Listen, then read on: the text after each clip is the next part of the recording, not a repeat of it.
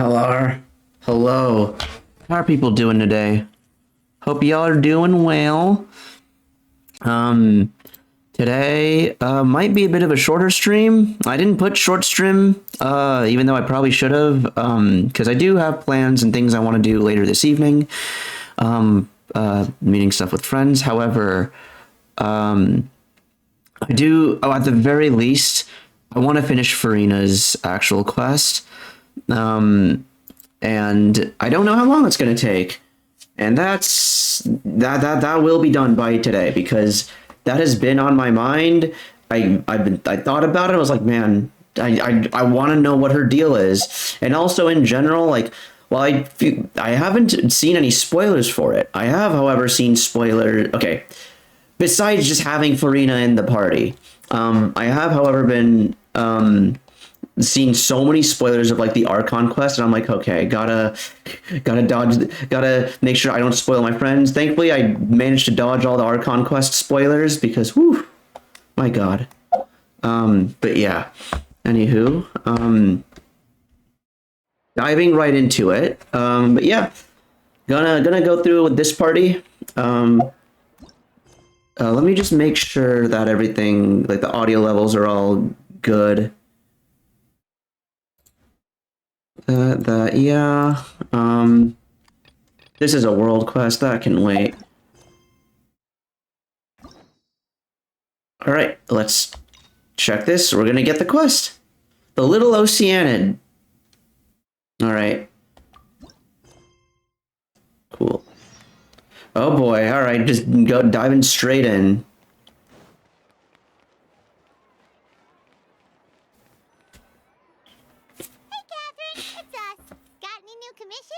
Specifically one with a huge more attack, perhaps? You don't have to be the more the more lucrative, the better. For quality work and speedy results, choose Paimon and the Traveler. It's always a pleasure to see our two most avid adventurers again. Looking for the next challenge, I see. Anytime I hear someone start to giggle like that, my brain always goes to Venti's. Actually, we do in fact have a rather urgent commission that is still open. Having read the details, however, I don't believe you'd consider it to be don't worry about that.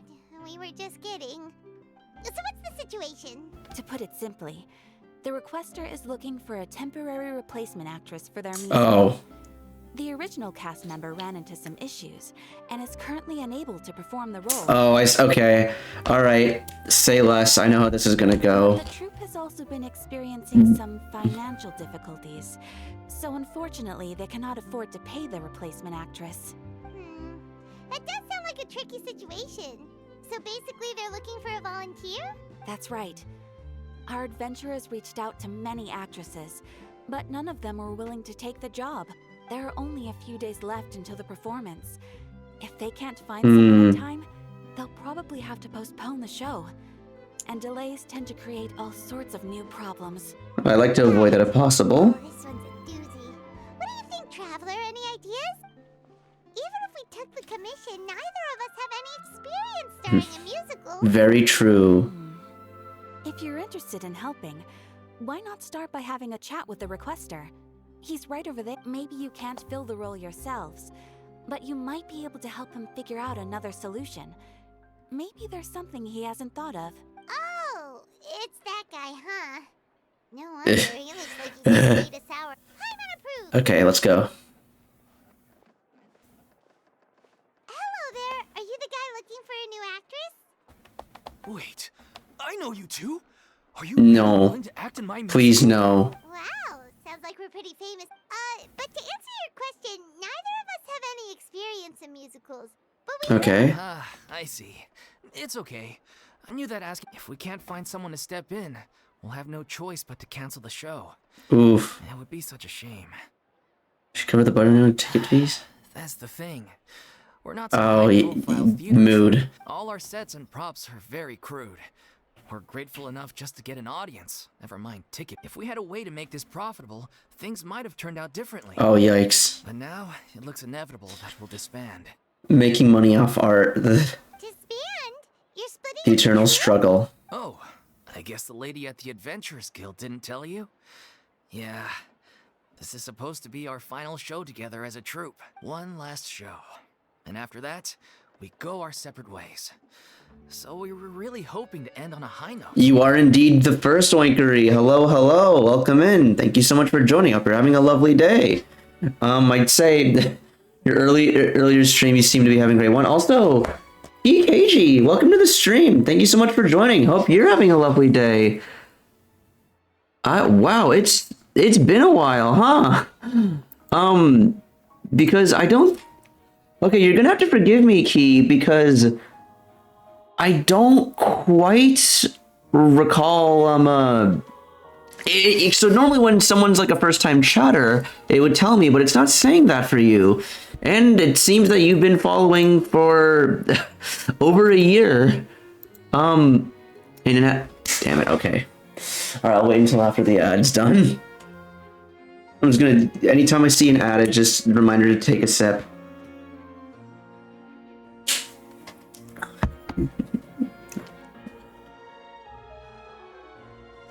Okay, like eating pizza with paprika was sacrilegious encouragement.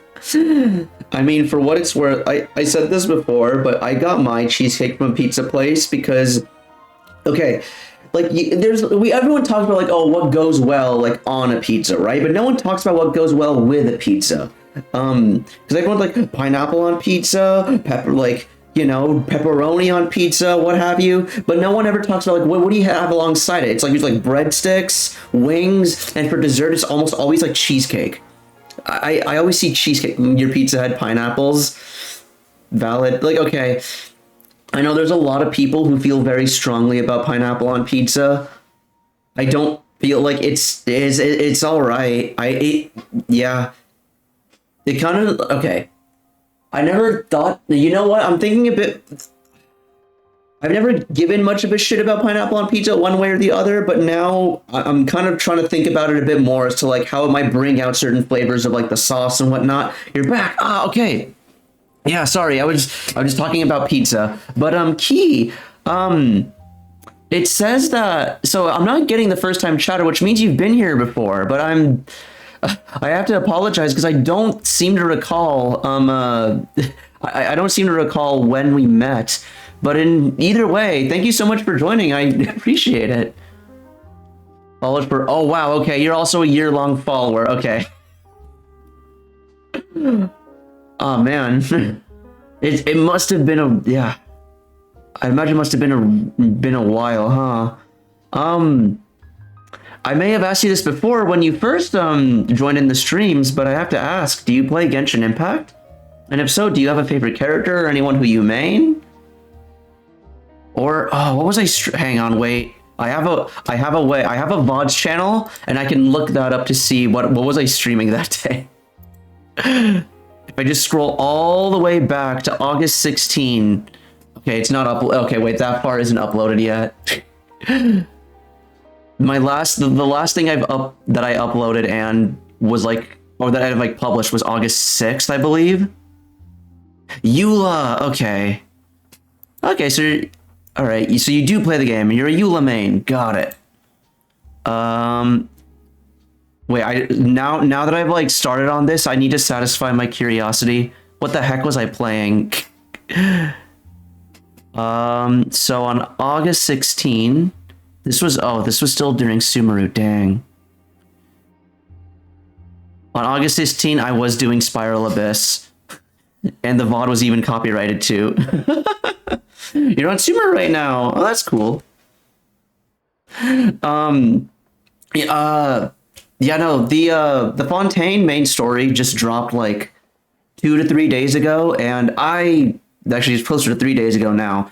I really enjoyed it. I'd say the Sumeru and Fontaine main stories are about on par with one another. Oh, you're on the game. I see. All right, oh, okay, I see. Past Sumeru. Yeah. Have you done the Archon quest yet? Because I did the Archon quest in my previous stream 2 days ago, and so today I'm doing Farina's quest because it's basically just like a follow-up. Because after doing the Archon quest, as is the case with every Archon quest, you get a lot of answers. You also get a lot of questions as well. And I'm like grasping to see maybe, just maybe this will answer at least one question. Nobody wants things This to morning, just I see. fizzle out. Not after all the time and effort we've invested into it. Yeah, the leading lady. Okay, I can... She's been dealing with a chronic illness. Yeah, I just started this quest, so we're basically on the same page, essentially. It really drains all her energy. What question? State to perform. My question is, the big one that I'm hoping we get answered is, what's Farina gonna do? Like, what is she up to now after, like, now that the Archon quest is, like, done? Because, I guess to anyone else who might be lurking, watching, there are absolutely going to be spoilers for the Fontaine Archon quest.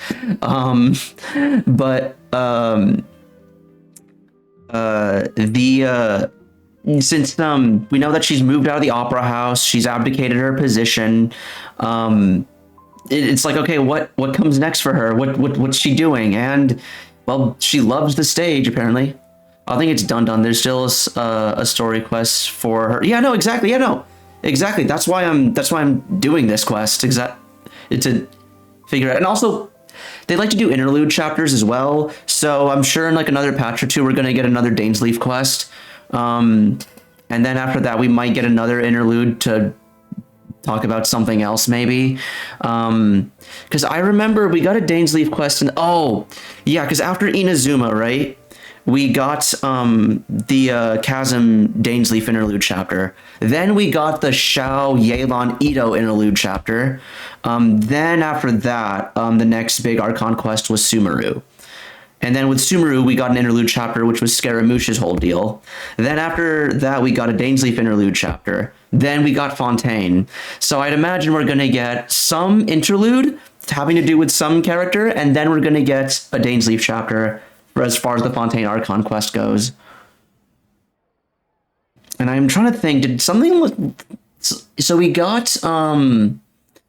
there was an interlude before going to Inazuma. There was the first Dainsleif quest, and there was what's her face? Was there not another like non-Dainsleif interlude that we had to do? I think it was like Razor's quest or something. The show just won't be the same without her.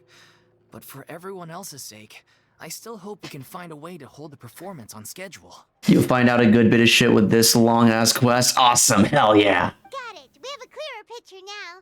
Let's see if we can come up with any ideas. Oh, thank God. No, okay, so I feel like I don't think you were there when I said this before. The character quests are always very hit or miss with like some of the character quests are absolute bangers, like Baiju's. Like I really liked Baiju's character quest. Like there was that one was a lot of fun. And then there's others that are just like really long and boring, like Kazuha's. I'm not a fan of Kazuha's character's quest, and like a lot of them are somewhere in between. In terms of gameplay, Nouvelette's was a giant big nothing burger. However, I did appreciate the story of Nouvelette's character quest. For this one though, I'm going this because I feel like there's like just stuff I want to know. Just like what is she doing? What if we sponsored the show? Traveler, how much more are you? Hey, don't look at me, man. I'm saving up to double crown my Farina. Please, there's no need to go that far. I wouldn't feel right asking such a huge favor. And I can't promise that we'd ever be able to pay you back. More ain't the biggest problem. How do we find someone who's a good fit for the role? Good point. If the actress just goes through the motions for the Mora, that's not Yeah. rescuing the show. We should find someone who will put on the best performance possible. Oh, wait! What about... you know who? I mean, the thing is, if you advertise that, hey, we're putting our previous head of state in a show, that's gonna sell like hotcakes, man. That's how you know we're the best of partners. Anyway, she should have all the free time in the world right now. She's really good at performing, and she was once super popular with the crowd. Performing in a musical should be a piece of cake for her. What's the public opinion on her right now? Thinking of? Sounds like someone famous. Her. You're... That was a joke, right? Nope. Paimon doesn't actually know if she's performed on stage before, but Paimon's pretty Farina? good. Childish. You're not wrong there. She has actually performed in a number of big-name shows before. They were one of the reasons she was so popular. Okay, so people do seem to, because like, I'm just not sure how much did Nouvellette publicize of like what Farina and Focalors did for the country. And so if he publicized everything, then I'd imagine everyone loves her. But if he said nothing, then to them it's just Farina was someone who lied for reasons that they don't understand and then just disappeared. Even if she's no longer the Hydro Archon, it's not like she's suddenly a commoner. She's still an idol to many people in Fontaine, Okay. including myself. I just think Lady Farina might feel a bit out of place. Okay, so they still, in a troupe like ours. okay, so they still respect her. They still hold her in high regard. Well, yes, but, fair enough. I mean, if she was actually willing to, then of course I'd be honored to have Lady Farina star in our show. I'm sure the rest of the troupe would be delighted too. I'm sure everyone in our troupe has probably dreamt of performing on stage with her one day. Of course, it all depends on whether she's interested. She might consider this opportunity beneath her. No point in stressing about that. Okay. And besides, things are different now. There's no reason for Also, her to be so high and mighty anymore. Patrona to be wrong in the eyes of the people, so I think no reason to hate her. Yeah, dude, my favorite. I wonder how many times they're gonna keep doing this, but I swear, so many like stories that do stuff with fate fall into the cliche. I say fall into it as if it's a bad thing, but they follow the cliche or like the trope of, oh, this prophecy is in the form of like a single still image, and everyone thinks the prophecy means to be this one like descriptive. Like they just make assumptions based on what this still image is and try to draw meaning from it. And then when the prophecy actually comes true, the image still happens, but it's not what everyone said it was. Like, I remember Game of Thrones did this, God of War did this, and it's just like, okay, how many more times are they gonna keep doing this? And now Genshin's done it. Thank you for your help. I guess I'll just stay here and wait for the good news. Good luck. Wait, where does Farina actually live nowadays? She used to live in luxury at the Palace Yeah. of Mania, but she's moved out. We heard about her moving out. We didn't hear about her moving in. I have her current address here. Okay. I can provide it to you. All right, we just about to dox the former head of state. When did you get here? I came over when things were starting to sound more promising. I thought I should be at the ready in case my assistance is needed. It is my duty to support commissioners in any way I can. Thank you, ma'am. Thank you so much. Well, now that we've got the address, we'll go find Farina. Back in a jiffy. Okay. All right, what neighborhood is she in? Is she even in the city? Okay, no, she's in this. Okay, Dan. Oh, she's pretty close to Nouvellette. Part of me was wondering if she would like live in like the underground near the Spina di Ruzola.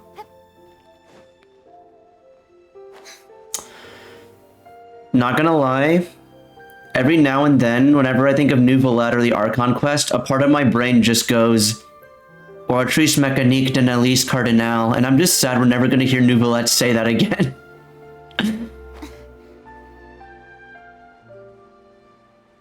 Oratrice mécanique de Nelise Cardinal. Wait, is there like a shop right outside? Okay.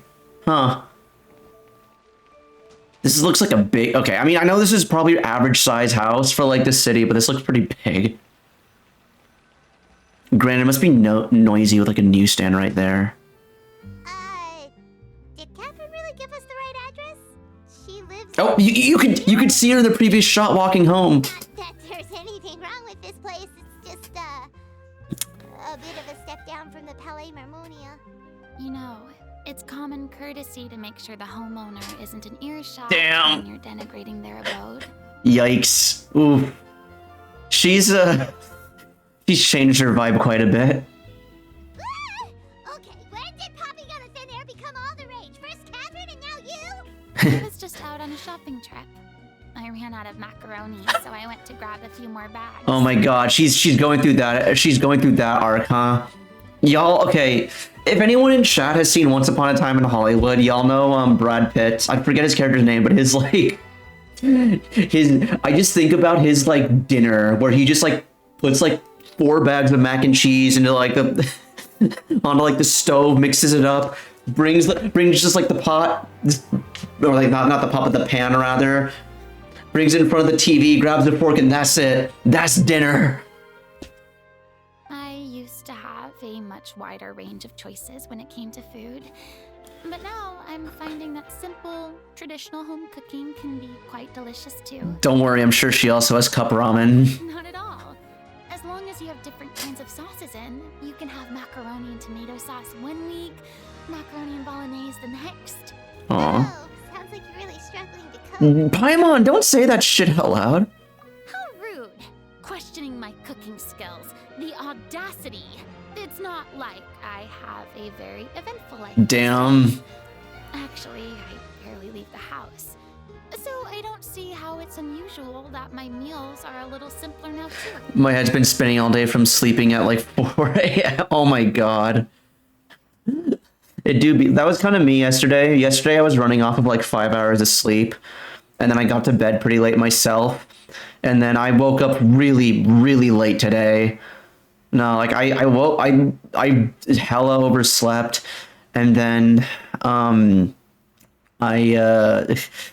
had to do some stuff, and then I had to start stream late because not only did I oversleep, but there were other stuff I just had to take care of. But it's over now. Yeah. Besides, I'm sure I could master dishes like la lettre focilor or blubber profiteroles in no time, if I felt so. I haven't tried cooking with her. I'd imagine she can cook. Ah, there it is. You don't know how to cook. Not yet, maybe, but... Anyway, what are you even doing here? I do hope you didn't come here just to ogle at my fall from grace. Let me first be clear that I'm not taking guests at this time. So if you're just here to clown around, then please be on your way. Shoot!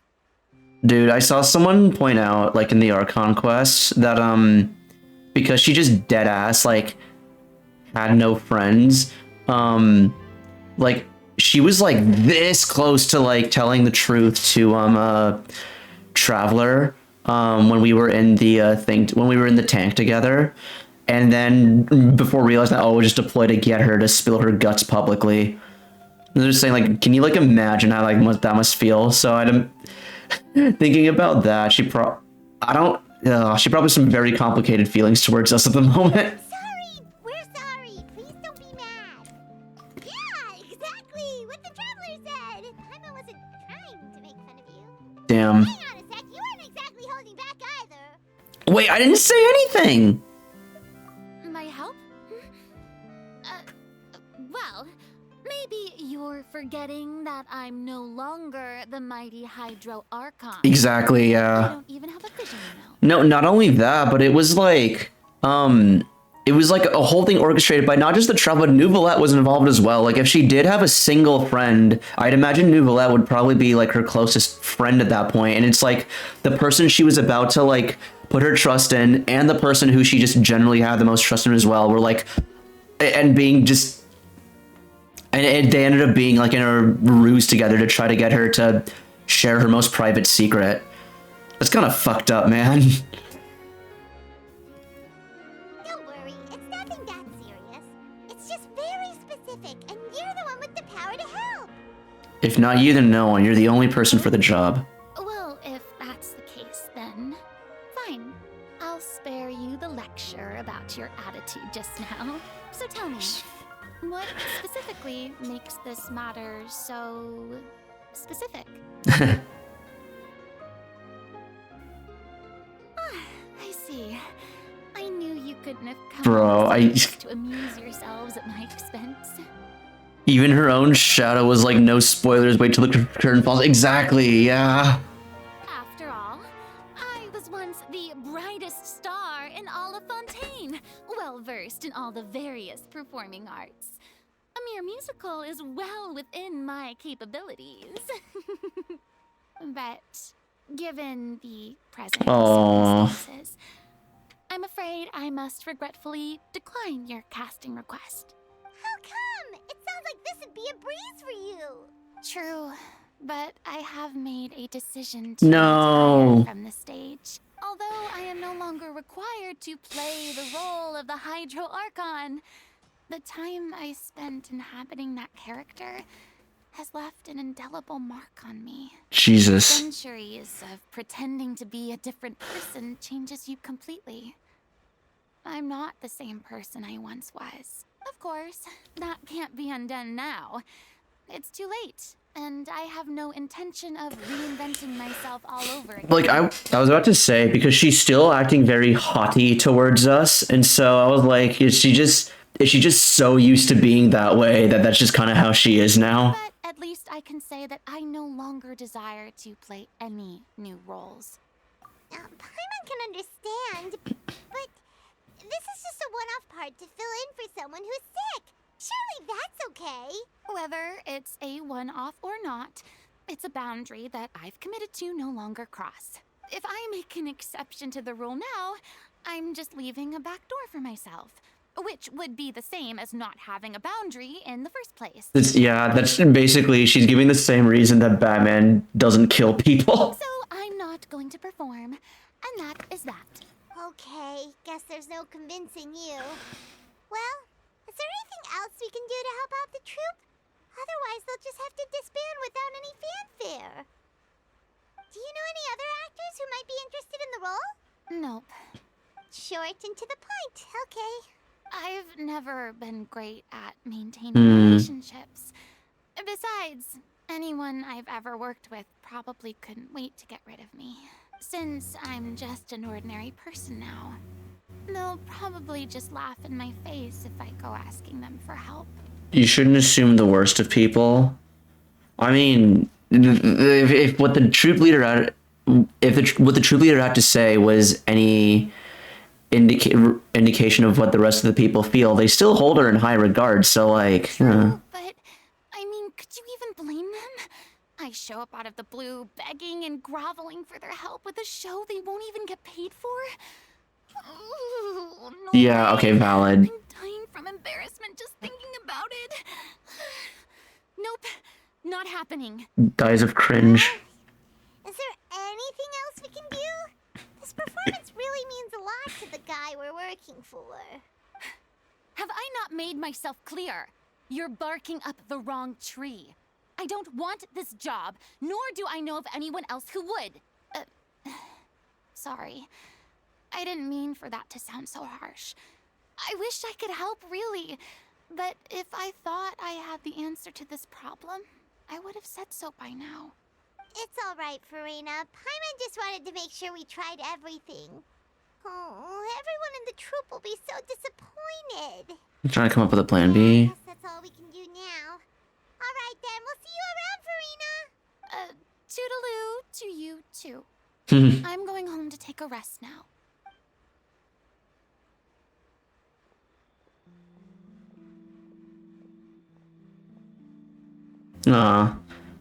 Kind of feel like asking, we are kind of busy, but I'd imagine just like spending time might have done some good with her. I guess that was spending time with her. It's too bad, but we have to respect Farina's decision. Maybe the thought of performing brings up too many painful memories. Yeah.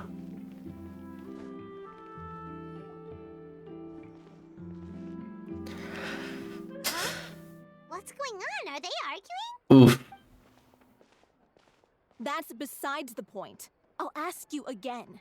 Why did you start looking for a replacement without my consent? Oh Did I boy. tell you I'm going to take a step back? You Oh. didn't need to say it. We've known each other for how long now? We know the signs. But you Oh, never man. tell us about your illness, even when it's clearly flaring up. And that gives you the right to make a I decision on see. my behalf?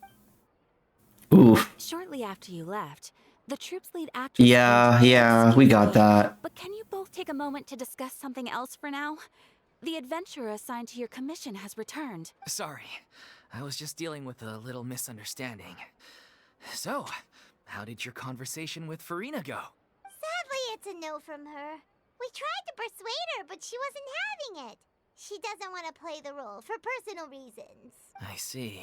Hmm. Well, circumstances have changed a little, so... maybe Is she that's well not enough to such a bad perform? news after all. You see, Our leading lady has just informed me that she's well enough to make it to the show after all.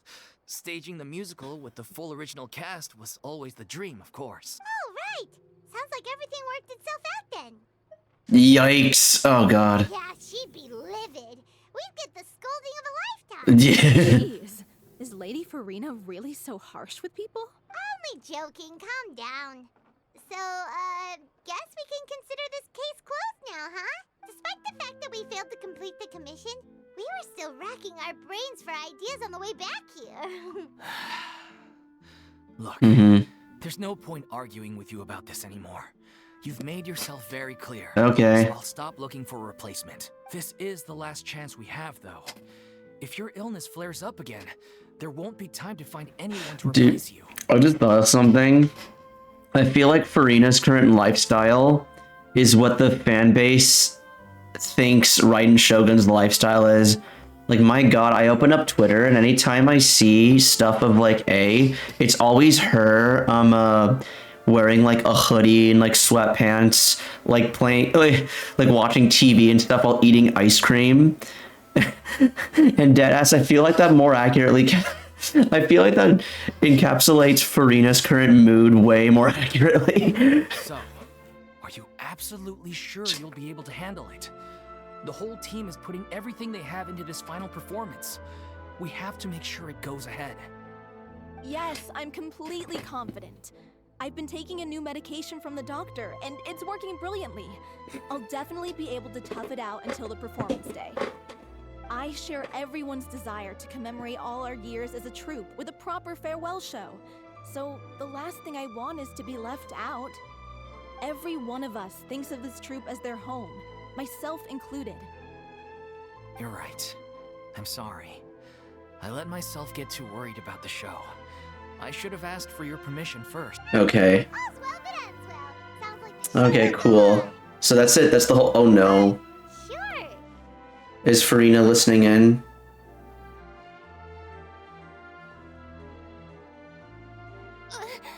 Hey, how did you... I was Aw. just passing by because I realized I forgot a couple of items on my shopping list. All right, I'm coming. Don't need to track me. God, her default go-to is lie, lie, and like do anything to save face.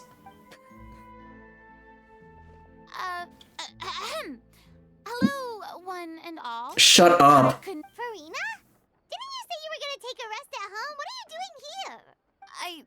I was just ever so slightly concerned about the situation you mentioned. Yes, a teensy bit concerned, that's all. When you came to talk with me earlier, I jumped right to explaining my position and said some strongly worded things. And all before I even had a full grasp of the situation. Anyway, I just feel a bit bad about how it went down. I'm sorry, Paimon. Oh, it's totally fine. Paimon didn't take any of that personally. Then why didn't you just show yourself? You really have a knack for asking the most uncomfortable questions. You have a knack for putting yourself in the most uncomfortable positions, don't you? I felt very sheepish, having had a change of heart after flatly refusing you. And then, to make matters worse, you caught me. But in any case, it sounds like the issue has already been resolved. Yeah. When they said they were gonna ask for your help, I almost had a heart attack. I mean, how could we be worthy of having Lady Farina star in our show? There's no need to think like that. And no need to keep addressing me as lady. Just Farina is fine. I was wondering, if this troupe is so important to all of you, why does it have to disband? If the difficulties are purely financial, then there must be a solution. You could put the shows on pause while you look for a sponsor, for instance. Everyone seems so devoted to the troupe. I'm sure if you keep chipping away, you'll find a way through. We all want to believe that, but some things are just beyond our control. Everything's been going downhill ever since we lost our director. She was the heart and soul of our troupe. She kept us going. Her name was O'Reilly, and she was the founder as well as the artistic director of our troupe. And tragically, she was a victim in this serial disappearance case. What? That's actually how I recognized these two. It was all thanks to their efforts that the true culprit was brought to justice. But still, no sentence can bring our director back to us. She was a loyal fan of your performances, Miss Farina. They were what first inspired her to get into musical theater. She rallied many people around her who were destitute or had lost their sense of purpose in life, and convinced them to join her troupe. She wrote her own scripts, acted on stage, and mentored each and every one of us. People loved our performances back then. We seemed to be going from strength to strength. Things were really looking up for us. And then disaster struck. Yeah. After that, the entire troupe fell into disarray. None of us know anything about script writing, let alone how to handle the business side of things. We've been doing the best we can. But despite our efforts, things are slowly but surely falling apart. It's agonizing. But ultimately, we'd rather end things now on our own terms than stick it out to the bitter end and watch all our dreams turn to dust. Oh. What a terrible waste. A gifted artist from humble beginnings who achieved so much and no doubt had much more to give. And then her life was so cruelly taken. I suppose it's fair to say then that this final show, besides being your farewell to the stage, is also your final gift for her? Yes, exactly. We all miss her terribly. Well, good thing I followed the traveler here. After hearing this tragic tale, I can no longer stand by and do nothing. Farina. I know what you're thinking, but I by no means plan to cross the boundary I've set for myself. Besides, they're no longer looking for a replacement anyway.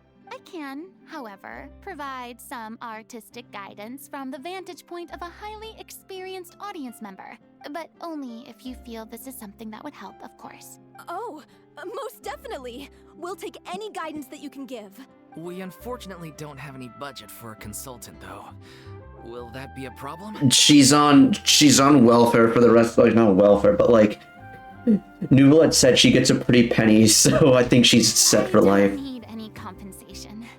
All I'd ask in return, if you're willing, is that you tell me some more about the life and work of your late director.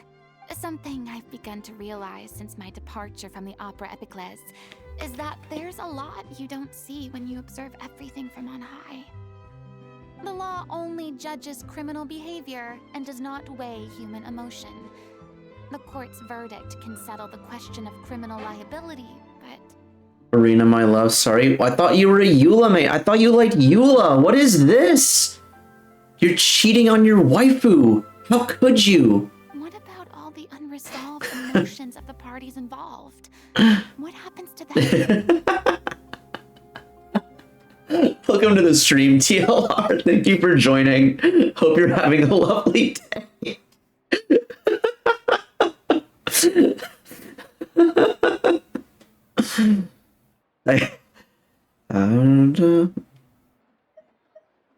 I saw that, and it was the lowest hanging fruit known to mankind, and I'm just like, I gotta grab it. There's like, okay, there's low hanging fruit, and then there's fruit that's like ripe for the picking. It's like, come on, man, you have to at that point. You're wasting food if you don't pick the low hanging fruit. Verdict can, but yeah, no, I'm starting her character quest now because after doing the Archon quest, I was like, okay, hold on, I need to know more, but it was also really late, so this is the plan for today, is just doing her quest. An interesting answer. But if you ask me, I think all emotion shall ultimately return home to the heart and slowly settle with the passage of time. Take, par exemple, how this troupe Par exemple. late director. Things such as this I have never witnessed before, and so I should like to observe, perchance to understand. Dude, like, her lifestyle is based, like I was saying this earlier, like, After the Inazuma Archon quest, I kept seeing memes of like Raiden Shogun's like day-to-day life of just her wearing like sweatpants and stuff and like watching TV while eating ice cream straight from the tub, and dead ass like people, because the idea was like, oh haha, get it, she's a shut-in, oh haha, it's funny, but honestly I feel like that more captures Furina's current lifestyle. She's going through her depression arc right now.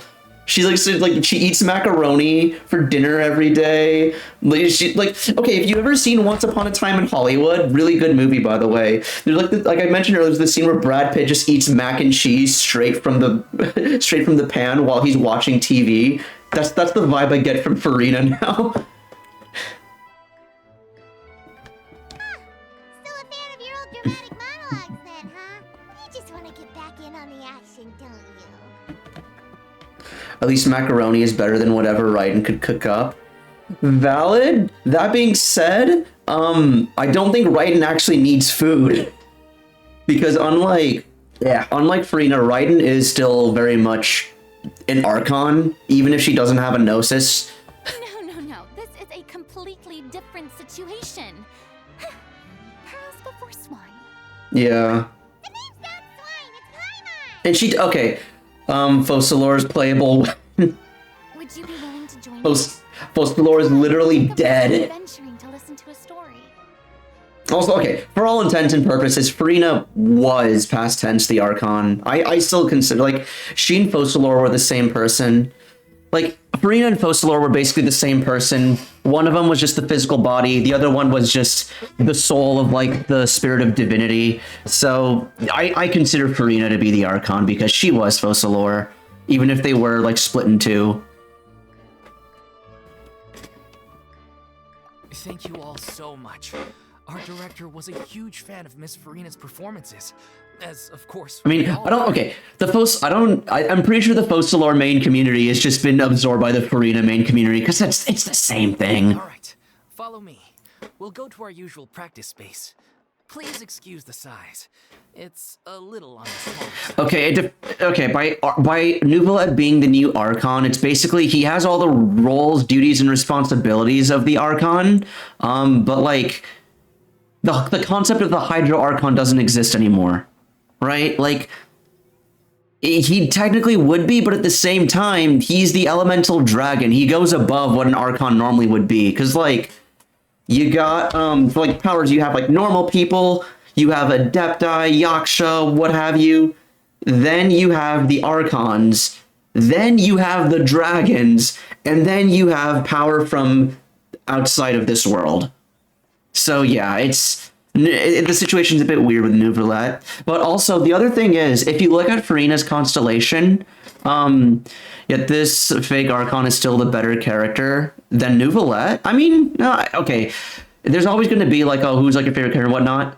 It's really easy to like sympathize with Furina because she's very tragic. Like, there's no easier way to make make you sympathize with the character than to just burn their shit. She's probably the most tragic character we've had thus far. That being said, when you've seen as many stories as I have, I see a tragic character, I'm like, oh no. Anyway, I will say, I make it sound as if I don't like her. I do like Furina. I wouldn't have pulled for her if I didn't like her, at least a little bit. But like, yeah. No, I do like her. I don't know if I'd say... obviously, it's going to come down to personal preference, obviously. I also want to, like, hold out, also, I haven't finished her quest yet, and I feel like her arc hasn't really come to a close. Oh, but the thing I wanted to show was... She absolutely, Oh, we're talking about in terms of meta. Oh, yeah, no. Like, in terms of meta... In terms of, like... meta gameplay, Furina is absolutely better. She's arguably I'd say it's her, Kazuha, and Zhongli for best character in the game. Like, Nuvolet is not even in the conversation because, again, Nuvolet is a main DPS. Main DPSs will always be worse than support characters. Like, Nuvolet, Hu Tao, Alhaitham, what was it? Risley, Ayaka, Ganyu, all fantastic, amazing characters, but they'll always be second fiddle to a character like Furina, Kazuha, Zhongli, Raiden, Nahida, Yelan, because the only reason why the DPSs are busted to begin with is because they have a support to make them busted, like Farina. But no, sorry, back to my original thought. Her constellation is herself. The only characters whose constellation is themselves are the Archons. Zhongli's is himself. You can see his face there with his, so near the top of it with the spear. Raiden's is herself. This one's the most clear one. Nahada's, you can see herself inside the sanctuary of Surasthana. Where's Venti? And yeah. And then Venti's is himself. I think they did that because not everyone's done the Archon quest. I mean, you say that, but did you hear what her first ascension line is? Nahada's the only one without a vision. It's the leaf on her head. I mean, but her first ascension, no, Farina's first ascension line does give out. So it's not that. It's because, no, because keep in mind, she literally came from Focalor. She is the physical body of Focalor. So she absolutely would count as Archon, even if she doesn't have a Gnosis anymore. Like, it still says question mark Hydro. It's probably going to say Vision by the time we're done with this. Like, she's literally wearing a Vision right there. So it's going to say Vision by the end. But, like, she still counts as the Archon for all gameplay intents and purposes. Not as... okay. Zhongli and Venti's visions are fake. Raiden also does not have a vision on her person. That Electro thing is not a vision. Like, I know people see that Electro thing like, oh, no, it's not. If you look at any other vision, like if you look at Yaimiko's, Yaimiko has an Electro vision. This and the thing on her back are not visions. The Inazuma Electro... I don't have Yaimiko, but I could probably show you here in the character archive. You see how... Oh, wait, no, that's the wrong side. Yeah, okay. You see how it's got the frame? Okay, actually, I can just show you any Inazuma character that I do have. So if you look at Ito, right? So you can look in the top left corner, you see how he's got like that frame around the Geo thing? That frame is around any Inazuma vision, and it's on these characters. So you look at his sternum there, and you see it's the same frame that's there, because that is a vision. Like, even Zhongli, who's wearing a fake vision on his back, that has the leeway frame, and you zoom in, and there, it's, granted, shut up, and granted, this one's fake, but it still, like, matches the country and the element. Same with Venti's, it's got the Mondstadt frame. Nahada doesn't have one because she's not hiding who she is. She's got no vision because she don't need one. Raiden don't got no vision because she don't need one. And this Electro thing is just a brooch. It's simple as that because it doesn't have the vision frame.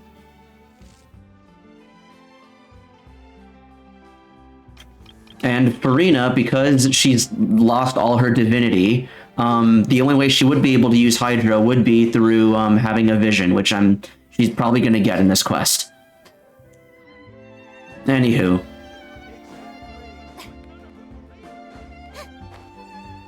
Oh, the other... Okay, wait. I do want to say there is one exception. There is one exception to only Archons having themselves be their constellation, and that's Scaramouche. But I feel like Scaramouche is a special exception just because he is literally Raiden Shogun's son. So, like, I think that counts. That's still got an air... He's still got the air of divinity about him. Archon is the rank given my slot? Yeah. Yeah, exactly.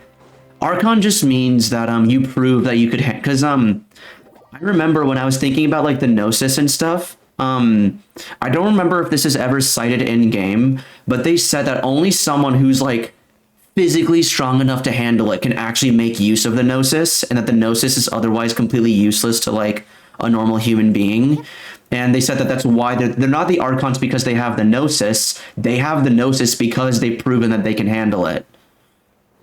That's also why, when Scaramouche took the Electro Gnosis, it's like, oh shit, is he going to be able to handle it? But he's not quite as strong as his mother, which is why he still needed all the extra, like, equipment and whatnot to, like, properly make use of it.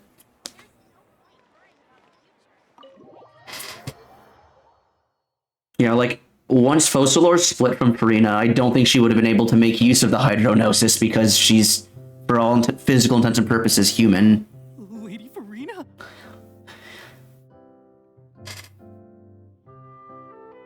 Raiden's not as strong as her mom either. Are you talking about the puppet not being as strong as A? Because, yeah, if you're talking about A, then we don't know anything about A and Makoto's parents. What's Lady Farina doing here? Hello all. Allow me to explain. As of today, Lady... Miss Farina... Oh, you are okay. Our production of the Little Oceanid in the role of artistic consultant. Okay, wait, okay, you're talking... Okay, yeah. Whenever I refer to them, I refer to her as the puppet. I usually refer to To me, Raiden Shogun refers to both A and the puppet together as one. Yeah. Yeah, okay, Scaramouche is the puppet's older brother, but he's also A's son. Yeah.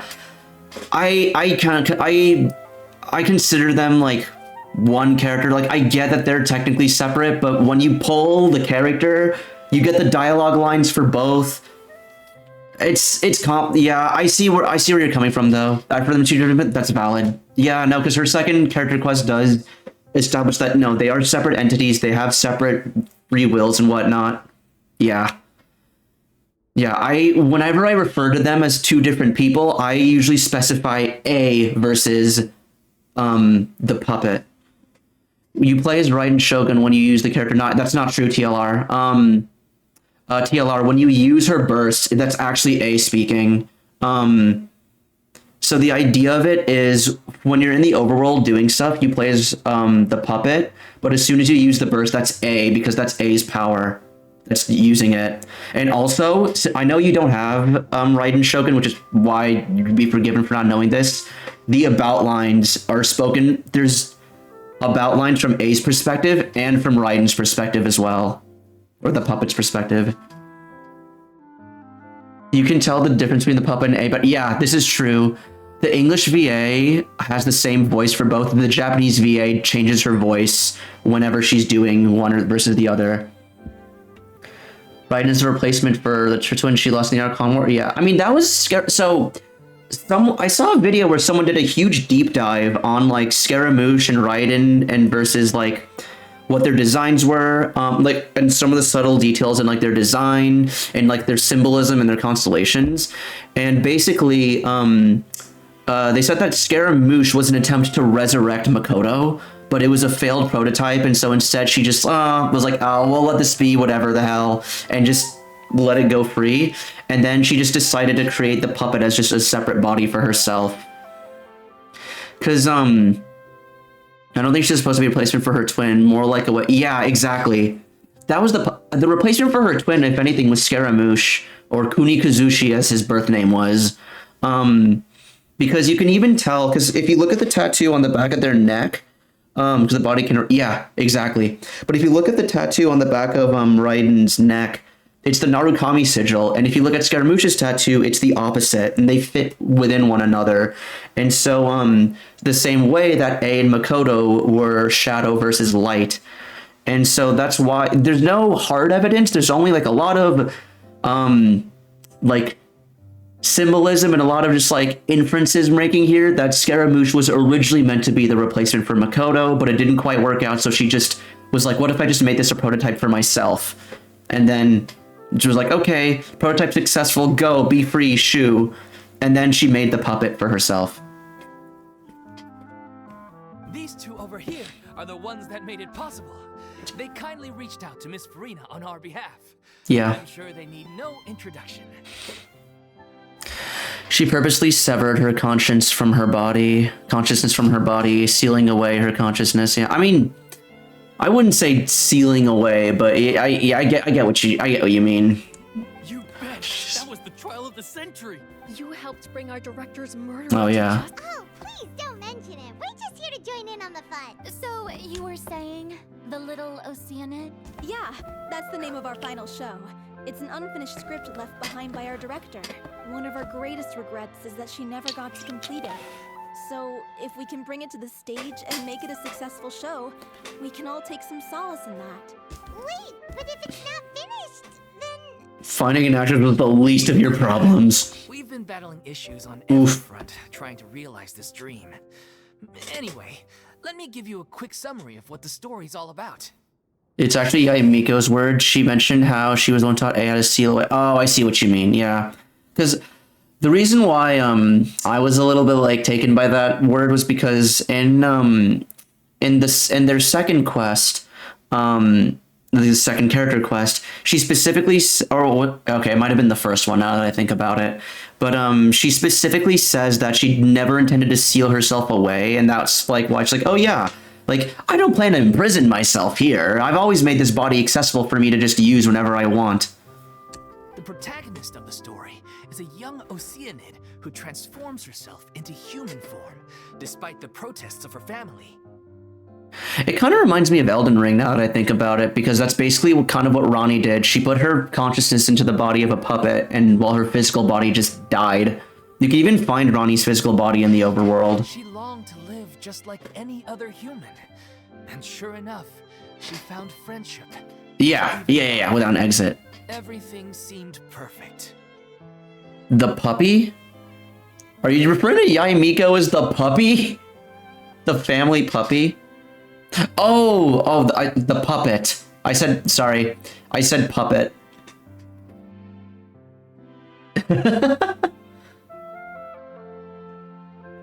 I thought you were referring to Yae Miko as a puppy because she's like a fox, the kitsune spirit, like fox. I was like, I mean, yeah, I guess.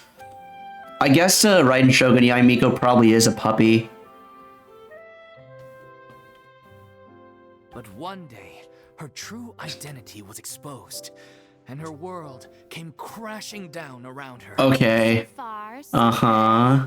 A classic tale. Also, What happened after that? all right, wait, where's the story going? Trying to deal with. Unfortunately, Damn. this was as far as the director got with her script. Okay, I We need a understand. proper ending so we can bring this musical to the stage. But Hmm. people have different opinions on which direction to take it in. We still haven't decided between a happy ending or a true-to-life tragedy. By true to life, you mean Damn. the director's sudden disappearance? Yeah, like they say. Jesus Christ. But then there's the question of whether we really want to use the stage to pass our raw pain onto the audience. Exactly. Hmm.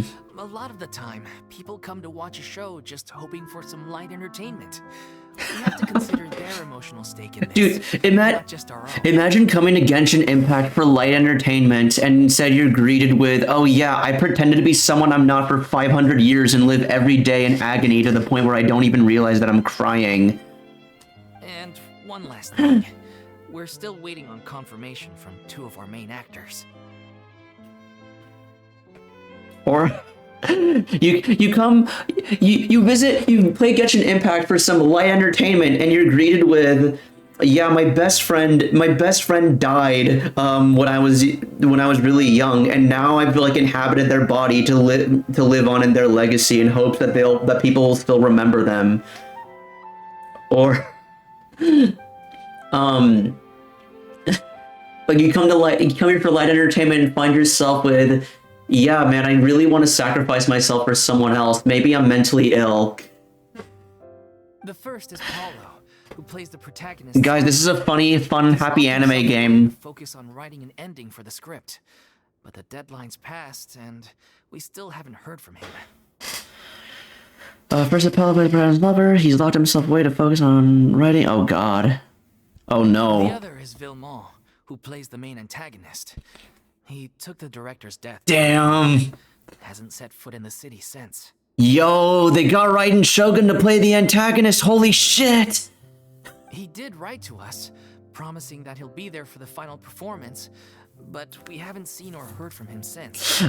So we're not really sure what to Okay. do with that. Okay, do these people like not take time to learn their lines? Cause like, okay, here's the thing.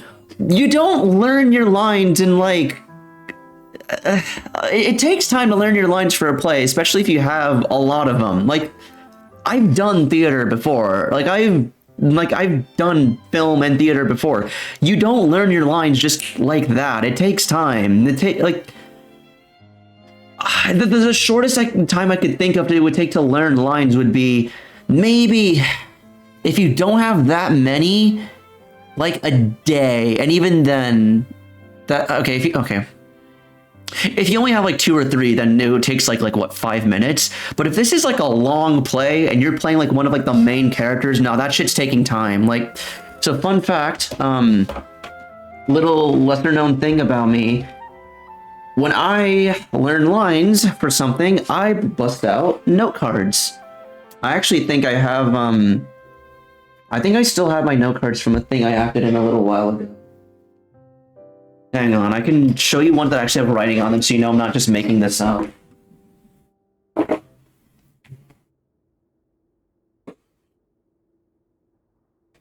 Wait, I think it's in here.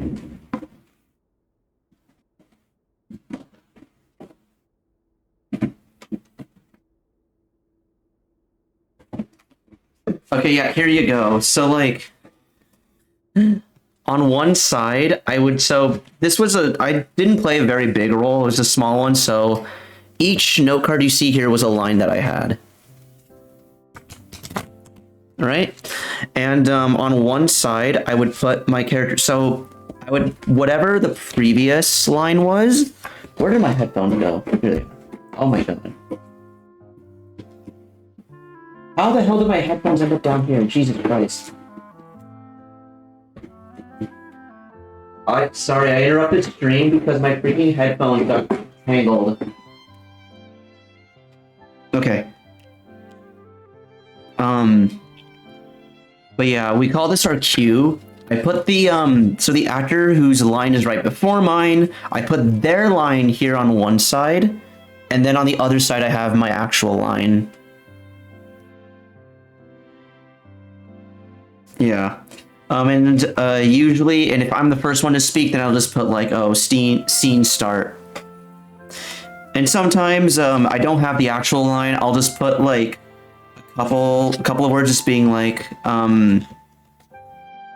also, this is weirdly backward, okay. I put just like the essence of what their line was, so I just be like, oh, so I just know what to say. Acting lessons from what? Yeah, this isn't acting lessons. This is specifically just learning your lines lesson, I guess.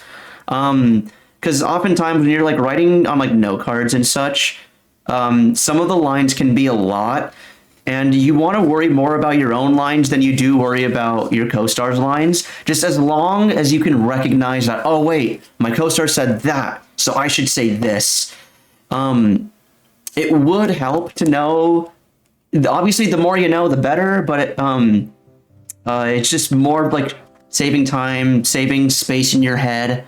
Because the thing is, if your co-star doesn't get their line perfect word for word, then that might mess up how you recognize it. So, and the same goes for you as well, because while you're giving your lines, your co-star will have a line that they say in response to you.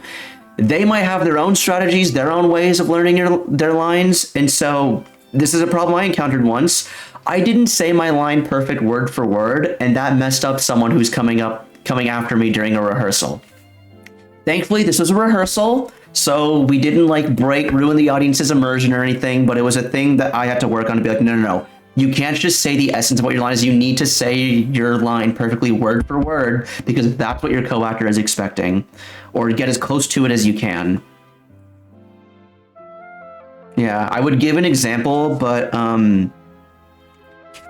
if I actually like read these lines, I don't think I'm breaking an NDA, but better safe than sorry.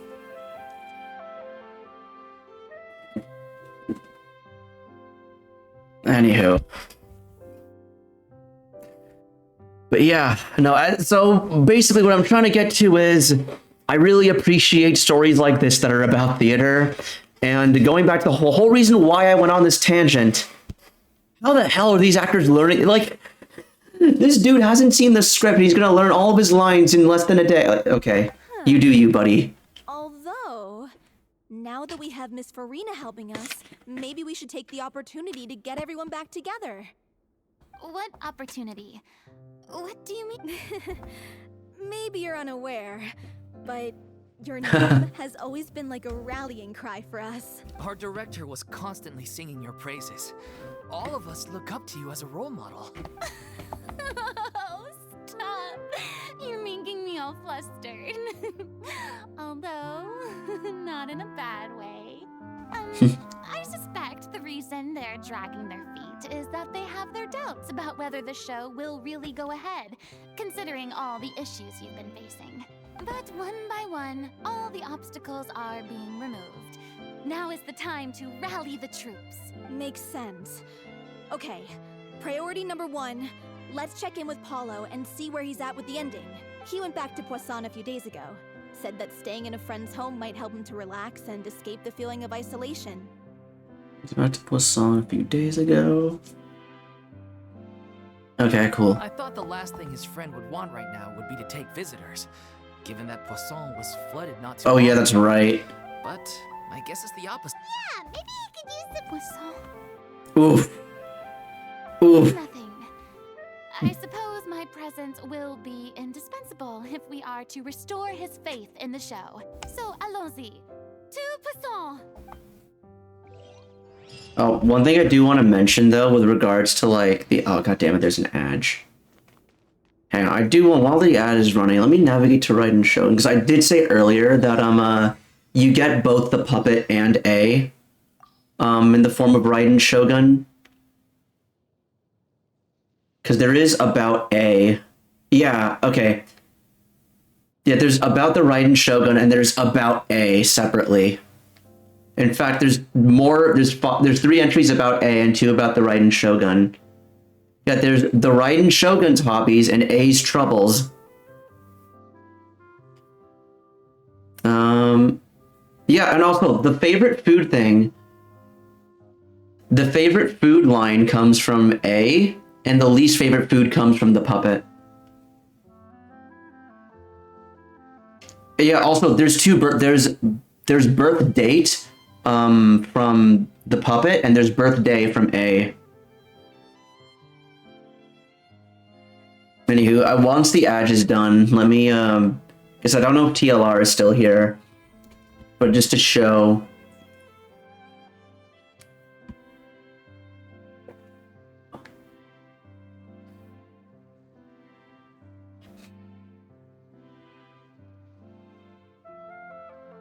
Six, 5, 4, 3, 2, 1, 0.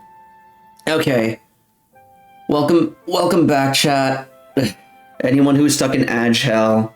But is TLR still there? Because if so, just to show, like, yeah, this dialogue line shows that, oh, for 5 seconds I dueled the Raiden Shogun in Rom-Com. Like, that's coming from A's perspective. Yeah, so there's also where is it? So there's there's birth date, which is the Shogun wishing you a happy birthday, and then there's birthday, which is A wishing you happy birthday. And there's more about the Raiden Shogun, which is very robotic to the point, and there's more about A. So when you pull the character, you get both the puppet and the Archon.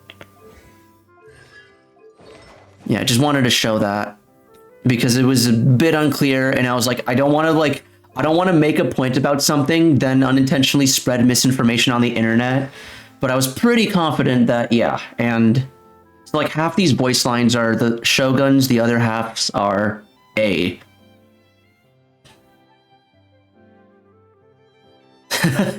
This is still one of my favorite voice lines. Who?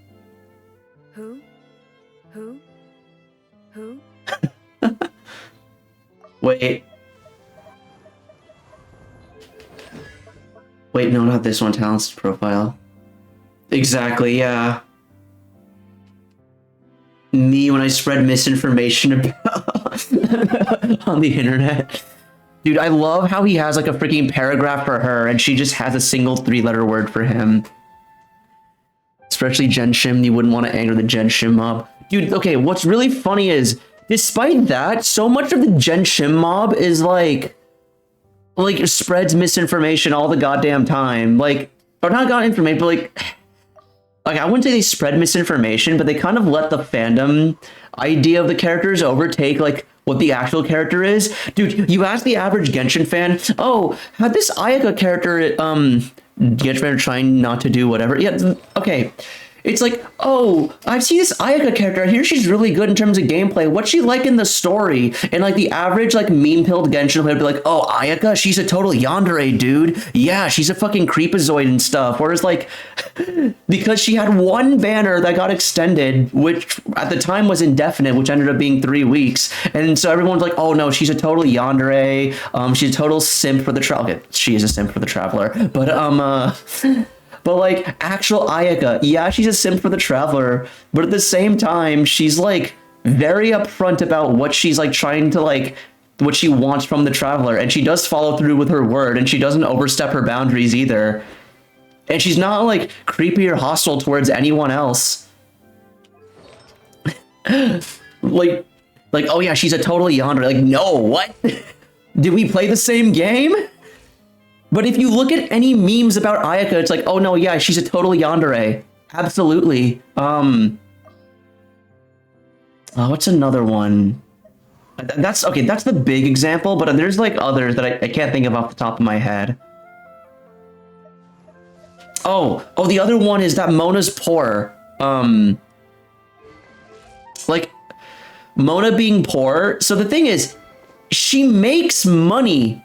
It's just that she spends it all on like expensive astrology equipment, and she even has a savings jar because she wants to save up to go on a trip with the traveler. Like, it's not in her like profile, it's in her teapot dialogue. Source, I've literally seen her teapot dialogue because I put her in my teapot. So she's not as poor as everyone like loves to make her out to be. Kekching, yeah, people make Kaching out to be a traveler simp. If anything, she's a Rex Lapis simp because she has a bunch of statues of Rex Lapis and is a devout Rex Lapis worshiper when everyone thinks that, oh, she's a part of Traveler's harem. Yeah, that is another one. Thank you.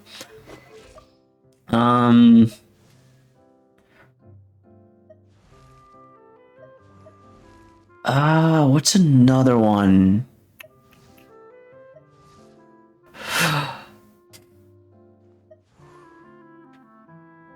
Okay, there is another one I'm thinking of, but I don't actually know where the source for that is, so I don't want to say it. I'm pretty confident in this, but yeah, it's fine to, it's hard to find any lore accurate ships anyway. Kaveh Al-Haytham, dude. Okay, obviously Kaveh Al-Haytham. Oh, they're roommates. They have to be boning. Clearly, clearly, if two people room together, yeah, obviously. Yeah, college roommates for sure. Dude, it's that one always just like was like, what the fuck? No, I feel like that one was just they see attractive man, they see other attractive man who has a very fruity outfit. It's like they take these dolls and like match them together. It said that Chi-Chi is an ancestor of Kaching. Oh, really? Where is that stated? Because that's the first I'm hearing that.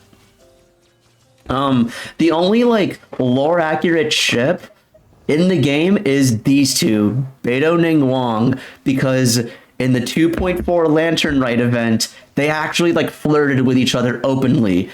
Beidou, I remember this. She's like, "Whoa, you look good."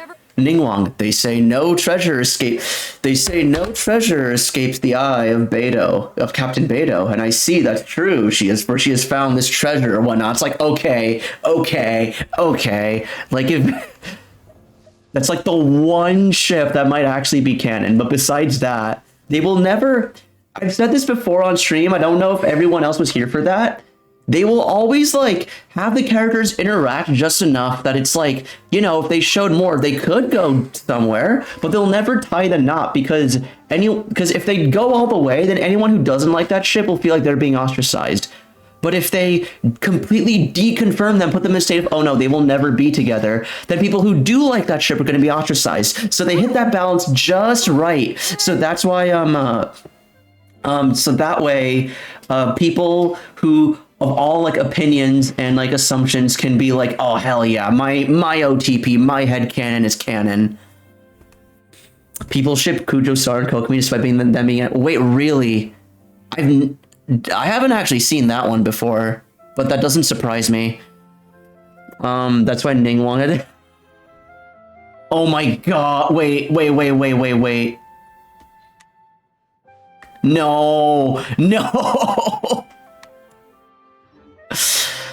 No, okay, so I have a friend who used to be a brony, and he told me that the way MLP did their thing was they would show like they would say like a character's like going on vacation, and we never see or hear anything about their vacation until they came back. They're like, oh, it was your vacation? Yeah, it was good. And because you had just enough detail to know, okay, this character went on vacation, but you knew nothing about the vacation, and so because of that, fan fiction writers were like, free real estate, baby. Oh yeah. And so that's like why, that's why the MLP fan base exploded, because it gave you just enough to know that there was something going on, but not enough to know what definitively was going on. So it left everything open to the fans' interpretation, and the fans ran with that. I feel like if you want like a huge like fandom community interaction stuff, that's the way to go, which is give them just enough for them to have something to go off of, but not enough to like confirm or deconfirm anything.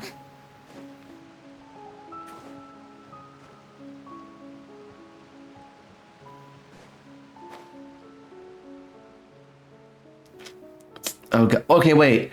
Question. Was the Poisson music always like this? Because I swear ever since the Archon Quest, the Poisson music has felt a lot sadder.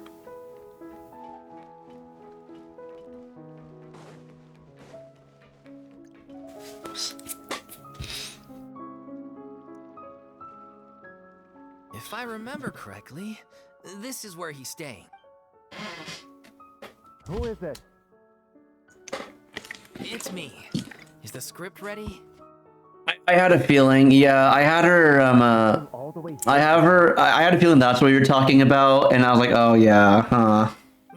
Alright, forget that for now. Just come on out. We've got some great news. Nice try. Look, just give me some time, okay? I'm just wrapping up this last part of the script. I'll be out once I'm done. Okay then. Oh Looking boy. forward to your masterpiece. He's almost done, huh? So, as expected, he's missed the deadline. The ending is one of the most important parts of the show. Even once he's done, it isn't final until we've all had the chance to read through and make sure we agree on it. Someone told me they just... Ayo. I assumed it was a case of mistaken identity, but sure enough, here you are. And Farina, too. Of course. I was wondering if we might run into her. Ooh. So, you're here for Paolo? Looks like he could be a while, so feel free to take a stroll around town in the meantime. I've made all the arrangements already. Oh, it's okay. We can just wait here. Thank you for being so considerate, Miss Navia. That sounds wonderful. We'll take that stroll. Over here, you! How oblivious are you?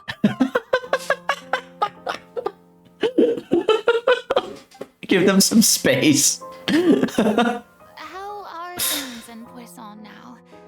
Any better? Things are on the mend, but it's a slow process. Some people may never recover from Damn. the trauma they experienced. The NPCs, VAs in this question. Yeah, no, I've been very happy with the English voiceover for this, for Fontaine. I'm sorry to hear that. I wish there was something I could do. Please, must our conversations take such a depressing turn every time we meet? We all have painful memories, but we don't have to let them cloud everything we do. Okay, real talk. I want to know, how did other... So I played the game in English, so I know how Ray Chase said it, but how did Nouvelette's other VAs say Oratrice mécanique d'analyse cardinale? Like, English Nouvelette, not like Oratrice mécanique d'analyse cardinale. I fall asleep to the sound of Nouvelette saying Oratrice mécanique d'analyse cardinale. I'm trying to imagine that, but like with a Japanese, Chinese, or Korean accent. And if you're trying to make a new start, perhaps it's best if you don't bring up the past all the time. Sorry, back to the actual Thank you quest. for your words of comfort. You make a very good point. But for now, at least, I think I should stay with the way I'm feeling for a while longer. It's okay. These things take time. Moving on from a painful experience is easier said than done, which brings me to why I'm here.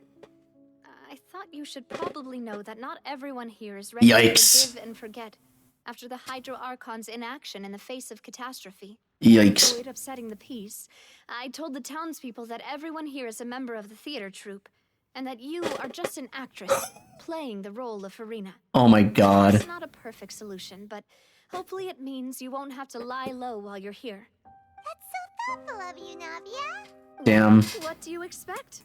I am the courageous and considerate president of Spina di Rosula, after all. Like my father before me. Anyway, that was all. Look after her now. Thank you. Off we go then. Let's take a look up there. I don't have any friends that I can be frank and honest with, so maybe she's right. You're the closest thing to friends that I have. What about Nouvelette? I guess if we ask what about Nouvelette, she's probably gonna be like, oh, he's too busy for me now. Damn. We're probably the first people to, like, check up on her, I'd imagine, huh?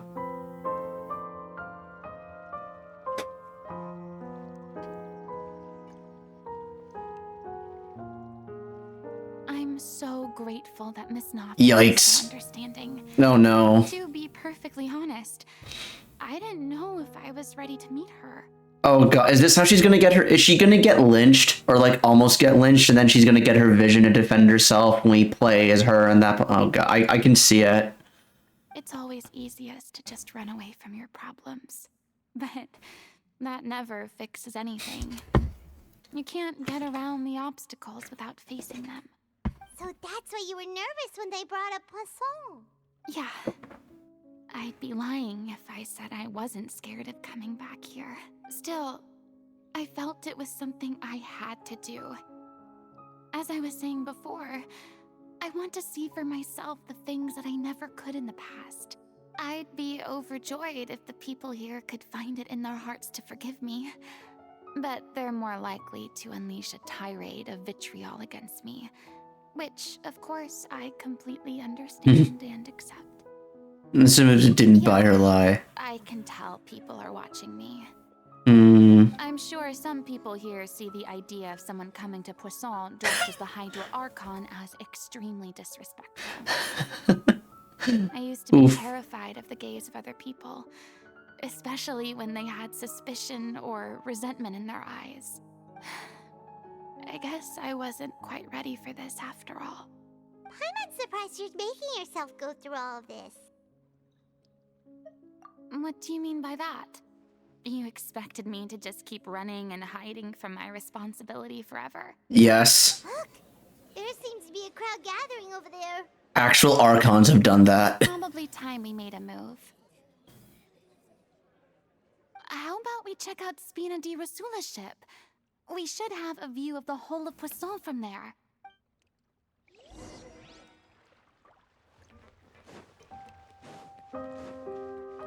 Oh, we can't speak to the NPCs. See everything to say? Do you need any help? If I have lost one, I go. Okay. Alright, so he doesn't say anything about Farina being here.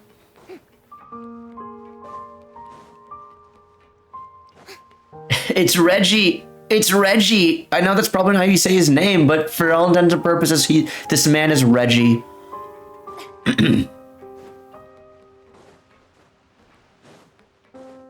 Okay.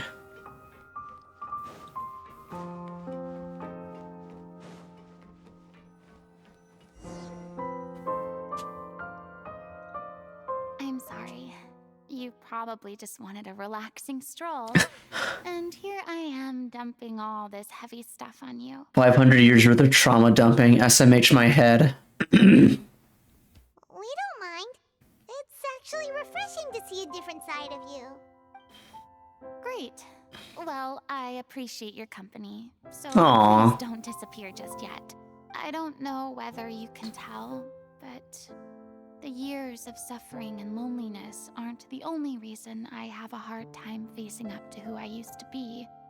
As I stand here by the ship, I can't get the images of the rising water out of my mind. One after another, people were taken by the water.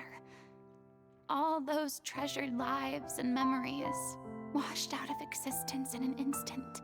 They thought their god would protect them. They had absolute faith that when disaster struck, a divine power would save them from harm. And all the while, I played my part to perfection to convince them that was true. But then the floodwaters finally came, and the Hydro Archon did nothing. You shouldn't look at it like that. You were only doing your duty. I've had to go through so many moments like that for the sake of protecting the truth. As time went on, it got harder and harder to bear, and I became more lonely and isolated. Eventually, I realized I had nothing left except the truth. I became terrified of completely failing in my task, and was haunted by the thought of being left all alone, weeping on my throne. Fortunately, we were able to avoid the worst-case scenario thanks to the help of heroic individuals such as yourselves. Everyone rose to their responsibilities, and I finally regained my freedom. But on some level, freedom also means no longer being needed. I have no further use to people. Paimon would have never imagined you'd see it that way. A reward? You can finally speak your heart. You don't have to be anguished and alone anymore. I guess so. And back then, I didn't even dare to dream about having someone to confide in. I was scared of someone recognizing me for who I truly was, and exposing the secret I swore to protect. Oops. Believe in the Farina you see on stage. She is the one you can trust. I had to keep all my feelings, all my curiosity about life to myself. No one could be allowed to know. That's what I really meant when I said I'm no good at maintaining relationships. So that's where you were coming from. Paimon totally thought you were just a bit of a diva at heart. Oh my god, Paimon. Could you please get off my case? I don't know what's gotten into you today. I'm making an effort here. You could at least try to do the same. But Paimon... I do. I once had nothing but the truth, and now I'm finally free to live my own life again. And even though I have no idea where I'm going right now, at least the choice is in my hands. All right, it's about time to head back. Paulo should have finished the ending by now. Sure. Okay, let's head back and check it out. Trevor always has to defend Paimon, because Paimon's always the one saying stupid shit. No, I remember when I did the Archon quest, when, like, Navia was, like, crying and stuff. Torn was asking, hey, can you say mean options? And I was like, sometimes you can, but not in, like, important moments like this. And then I thought about it. Paimon always picks, like, okay, maybe not always the worst option, but Paimon always says really stupid shit. Also, sorry, someone was pinging me and I wasn't sure what it was, but anywho. Didn't you say you needed to watch what you eat? You're supposed to be cutting down on fried foods, not wolfing down copious quantities of fish and chips. It's the local specialty. How often do you think they come out to Poisson, not croissant. At least Paimon doesn't say words that would get blocked by Automod. At least not now. Yeah, no, I've made it so... Okay. Y'all may have noticed that y'all haven't gotten automodded in a while. That's because I've adjusted automod to be a lot, and by a lot, I mean a lot more lenient. So if you somehow get automodded now, you have to be seeing some real ratchet stuff. Come on. It's not every day we get to dine at Spina di Rosula's expense. Can you believe how generous she is? I'm not about to pay Wait, for what? free food. Oh, the local specialty, and it's free. My character doesn't need to be slim and good looking. That's your job. So to anyone who's not TLR, this got auto-modded. I got auto-modded on that Risley stream for calling Shadow the Hedgehog a bitch-ass motherfucker.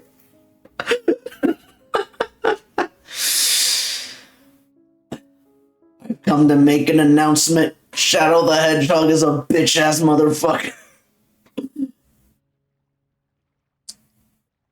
Are you kidding me right now? It's not your character's health I'm worried about, it's yours. They don't like bitch, you know it's yeah. I've come to make an announcement. Oh no! Oh! Oh!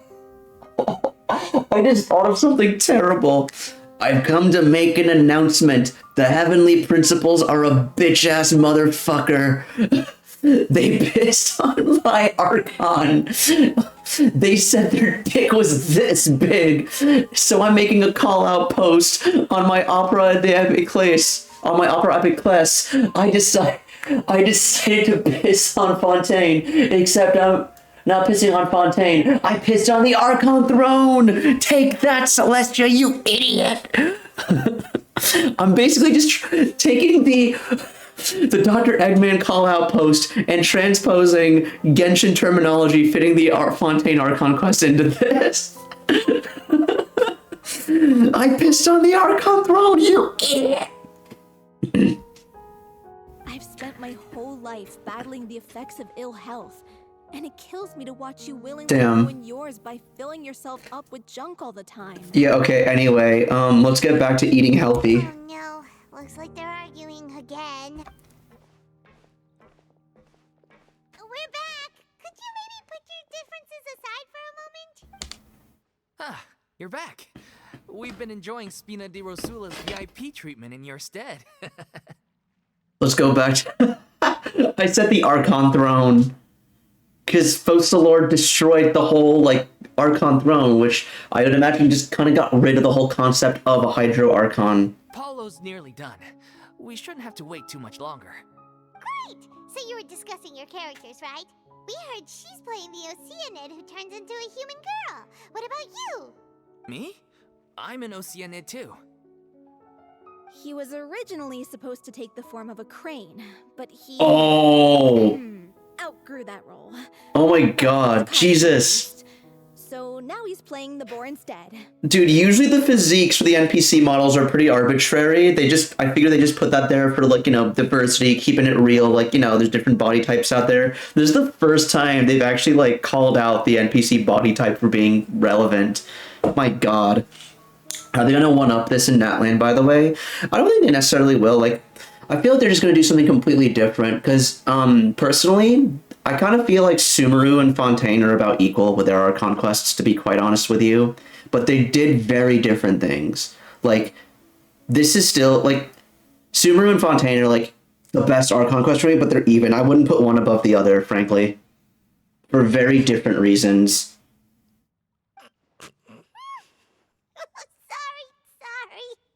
The boar's not a bad character, actually. He's the one who raises the little Oceanid, yes? So, what do you mean exploration PTSD?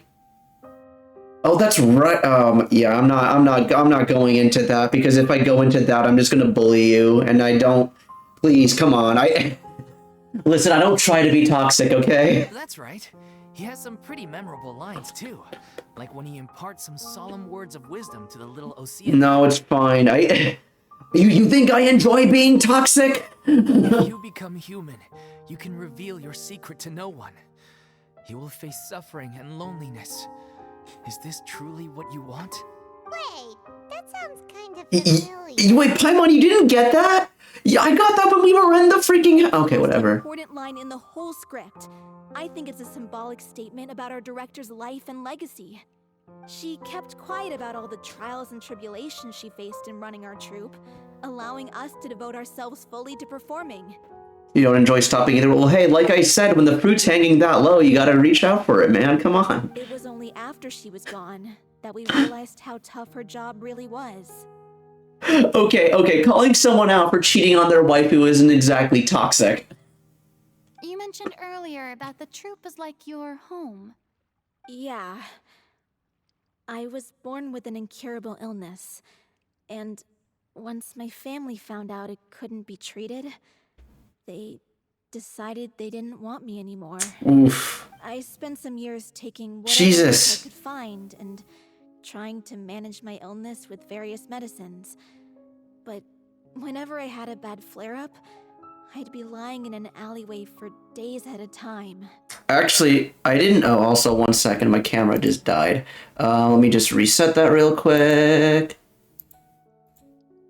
Hi, alright. I actually, TLR, the funny thing is, I didn't say anything about Eula. I didn't shit talk Eula. I just said, man, you're cheating on. I thought your waifu was Eula. You're cheating on your waifu already? It was like that until the director found me one day. She told me I had a great voice and asked if I was interested in studying singing from her. I said yes. No, I didn't even say that, like, oh, you're bad or anything. I just stated facts. I made nothing but objective statements. The fact that you took it as bullying says more about you than me. Also, what is this?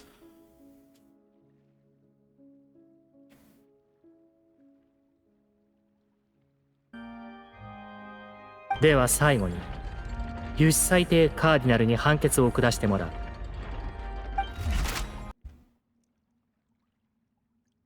タルタリア殿は無実だ。では最後に有志裁定カーディナルに判決を下してもらう。Boo! Boo! Oh, no, no, no, no, no, no, no, no, no, no, no, no, no. No, no, no, no, no. Okay, no. I really like Nouvelette's Japanese VA. He's a great actor. If you watch Attack on Titan, which I'm gonna do later this evening, he voices the character Levi Ackerman. Really cool, fun, fan favorite character. He's great. But my God, he did no. And this isn't his fault. This is not like his fault at all. This is more on the part of like the localization writing. Come on. No, I need to hear Oratrice Mécanique d'Annalise Cardinal. No. I fall asleep to Rage. I fall asleep to Noctis saying Oratrice Mécanique d'Annalise Cardinal. You don't fall asleep to freaking Levi Ackerman saying whatever the fuck this is.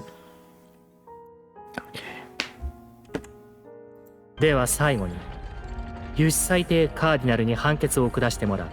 No. It's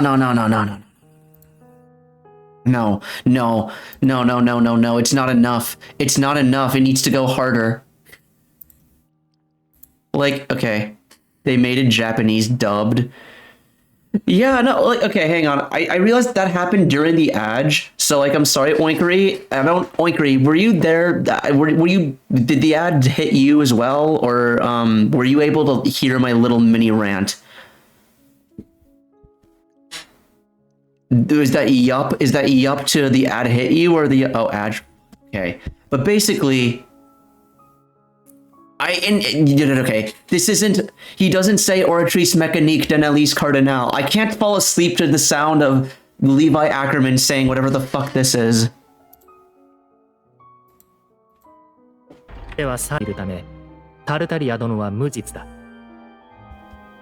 では最後に有志裁定カーディナルに判決を下してもらう。Also, his voice isn't, I don't know, maybe it's because I'm used to Ray Chase's Nouvelette. Like, he's a great actor in general, don't get me wrong, but I don't think his voice is deep enough for this role. The other one just doesn't hit this. Yeah, no, I think that's just, like, part of it is, I don't know about Chinese or Korean Nouvelette, but at least for Japanese, great actor. I just think he's miscast, personally. His voice isn't as deep, and also, like, okay, even if Ray Chase wasn't Ray Chase, they need that one guy with a super deep voice for Japanese. Are you talking about Dio?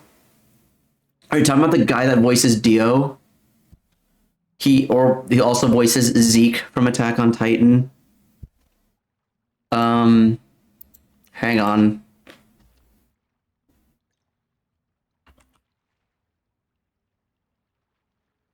Hang on. This guy, basically. Dio! What? 向かってくるのか逃げずにこのディオに近づいてくるのか That guy. Yeah. That voice. せっかく祖父のジョセフが私のザワールドの正体を試験終了チャイム直前まで問題を解いている受験生のような必死こいた気分で教えてくれたというのに Yeah, so that's yeah, Tim, yeah, so he's Dio in JoJo's Bizarre Adventure. He also voices, so if you've seen Kaguya-sama, Love is War, that actor also plays Miyuki's dad. And fun fact, I'm gonna continue playing this clip. The other actor in this clip voices Japanese Risley. 近づかなきゃてめえをぶちのめせないんでな Yeah, that's Risley. And then ほうでは十分近づくがよい all right, but yeah, that's my JoJo fix. Yeah, Daisuke Ono. Who is also in Attack on Titan, by the way. Ray Chase Perfect. Yeah, the thing is, I wasn't sure if I had faith in Ray Chase just because I've seen like a lot of his stuff. But okay, you know what? Fuck it. 1 second. Let me. I'm pulling this up. I interrupt this character quest to bring you. So to those who are unfamiliar. Yo, what's up, TikTok? Okay, hang on. I'm showing y'all that this is Nouvelette's English voice actor. Let me.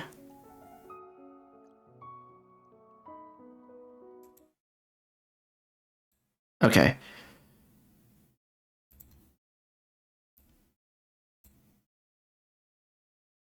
All right, chat.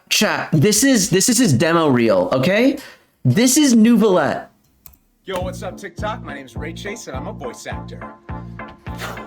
I'm Prince of Lucis and King of Fishing! The boss gave us an important mission. Aside from him, I truly don't care. I love boys in their underwear! You killed my brother! I am your brother. Both of my brothers just died. Max Flamboyance! Why do birds fly? Human color hard!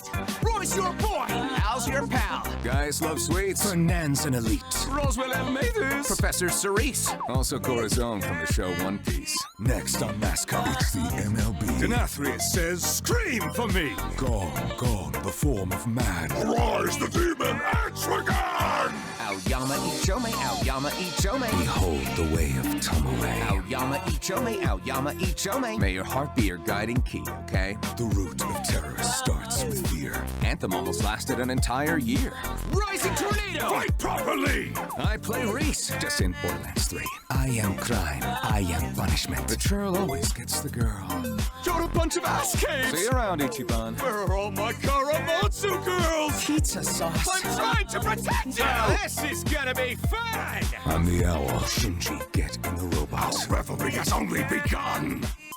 Oh my god, wait, I forgot. He's also in Attack on... Yeah, wait, he's this guy.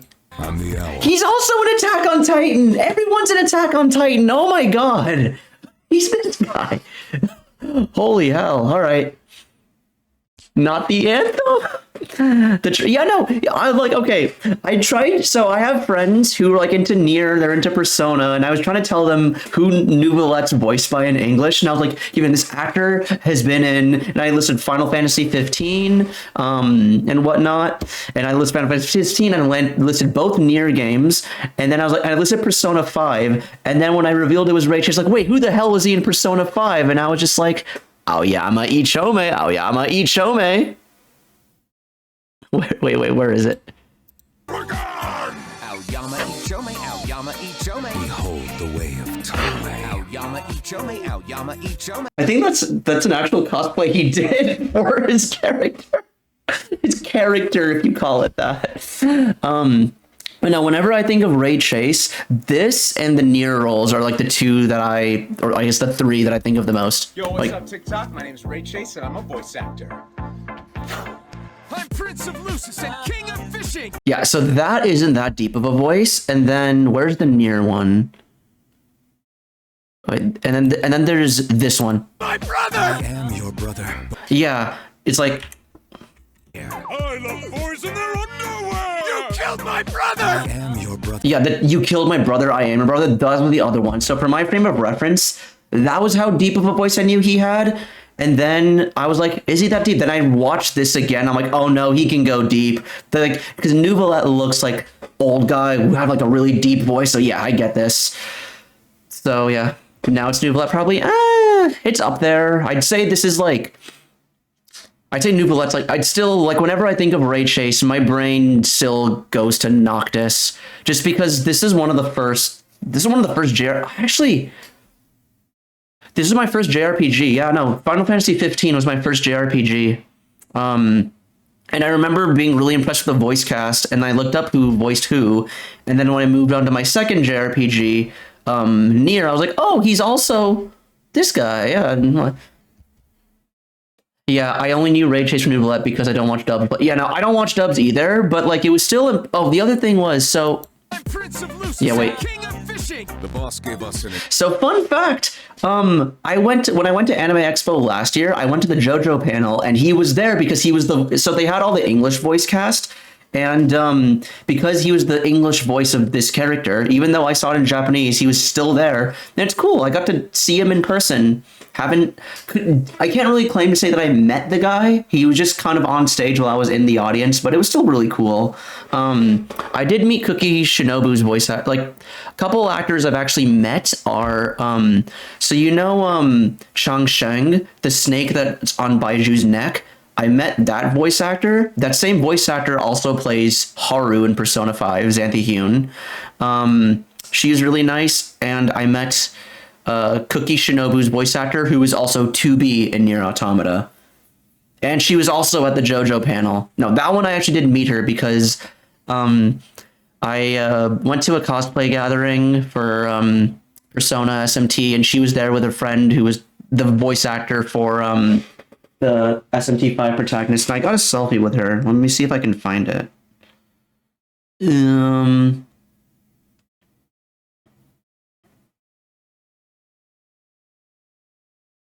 Okay, I'm gonna have to scroll for a while if y'all want to see this, but I will try. I scrolled too far, I think, or did I? I can't tell. When? Oh God, when was this picture taken? Yep, I scrolled. Okay, I haven't scrolled far enough. Never mind.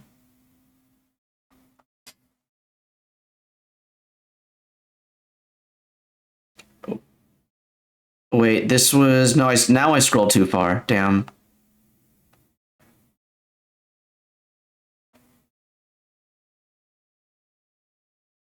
Where is she? Where is she? Oh, wait, hang on. I'm almost there.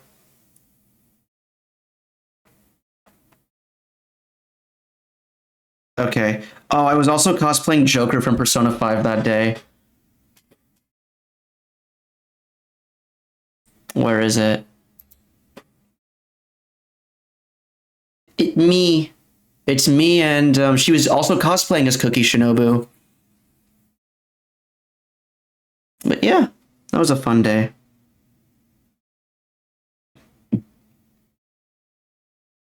Oh my god, so I was posing for a photo with the protagonist of SMT5, and you can kind of make out, like, there's like a little spot of green back there, which was her in the photo.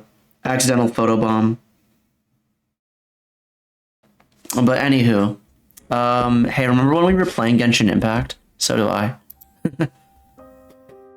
She took me under her wing, taught me to both sing and act, helped me find Mora for my meds, took care of me when my condition decided to flare up. I know it was all a huge burden. Oh, that's right. Sounds like a really incredible person. She really was. Mm. She gave everything she had to her troop and the people in it. All of us were... I was a lost child too when she found me. As the child of a murderer. Oh, yikes. My parents oh my god, wait.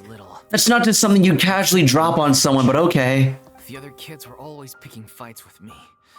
They'd say things like, "Come on, you must be pretty tough if you're the son of a murderer." It was just to taunt me, though. I was an easy target, and they knew it. One day, I got beaten up so bad that I just couldn't take it anymore.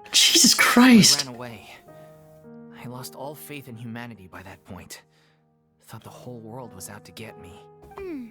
Let me guess. Fortunately, the next person you ran into was the director. Yeah. For the first time in my life, I was somewhere I felt safe. And I promised myself I'd stay here until the day the group parted ways. The day you hoped would never come. How times change. Oh, you're finally done? You're finally Come awake. right over here. There's someone I need to introduce you to. This is our new artistic consultant, Miss Farina. It probably is public knowledge. It's just that it's not something that you usually like just bring up in like casual conversation typically. Farina? The Farina? Oh my god, how did you manage to wrangle that? Please, the honor is all mine. I was profoundly moved to hear about your troupe and your wonderful director. I just wanted to do something to help. Same here. Even so, this is just... Oh, wow. I'm sorry. I'll try to calm down. Now, where was I? Ah, yes, the script, of course. Let me give you a rundown of how the story unfolds in my version of the script. I'm sure you're already familiar with the beginning of the story. A little Oceanid decides she wants to become a human against the wishes of her family. She finds love and friendship in the bustling city. This is the Little Mermaid. Disaster strikes. The people start to notice that all the fresh water in the surrounding area is slowly disappearing. The soil Never is mind. becoming arid. Plants and flowers are withering, and the people begin to panic. The little Oceanid, Cleo, and her lover decide to do something about it and investigate the truth of the matter together. In the end, they discover that all the waste and pollution created by humans over the years has caused the fresh water to flee the land, as if driven by a consciousness of its own. Consciousness? You mean the water is sentient? Water as a conscious entity. There's actually quite a few stories that explore this theme. Since the little Oceanid is a water spirit, she immediately understands how the water is feeling. She then tells her lover about her true identity, as well as the truth behind the crisis. Her lover accepts her for who she is, and works with her to find a way to bring the water back. However, unbeknownst to them, she revealed her secret. The little Oceanid is accused of being directly responsible for driving the water away, and faces the greatest dilemma of her life. And then? In the end, she makes the brave decision to sacrifice herself to save her lover, and the rest of humanity. Huh? But didn't they all treat Cleo like a villain? Why would she want to save them after that? It'd just be like that sometimes. She mainly wanted to save her lover, plus everyone who'd stood up for her. Through her love for her human partner, she was able to find an even greater love, one that extended to all of humanity. Surely the biggest strength of Cleo's character. There's actually something else that bothers me. You know the protagonist is supposed to represent the director, right? And she never had the chance to become a hero in our world. If we're serious about dedicating this show to her memory, we should make the ending as true to life as possible. What about if the little Oceanid is hounded to death by those who hate her, her lover makes sure her secret never gets out, and humanity continues down the path to extinction? I've seen a few stories like that. Sounds like too cruel of an ending to me. And perhaps a little irresponsible to present to the audience. Yeah. The ending would be a perfect mirror to Director Aureli's death, both arbitrary and meaningless.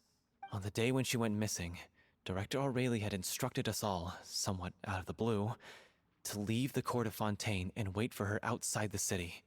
We waited and waited at the rendezvous point, but she never came. By the time we returned to the city, she disappeared without a trace. We looked for her. The Gardamex looked for her, but she was nowhere to be found. Increasingly, all the signs seemed to point to her being the latest victim in the serial disappearances case. The director was the kindest soul in the world, yet she was senselessly sacrificed for the sake of a so-called experiment by someone who had nothing to do with her at all.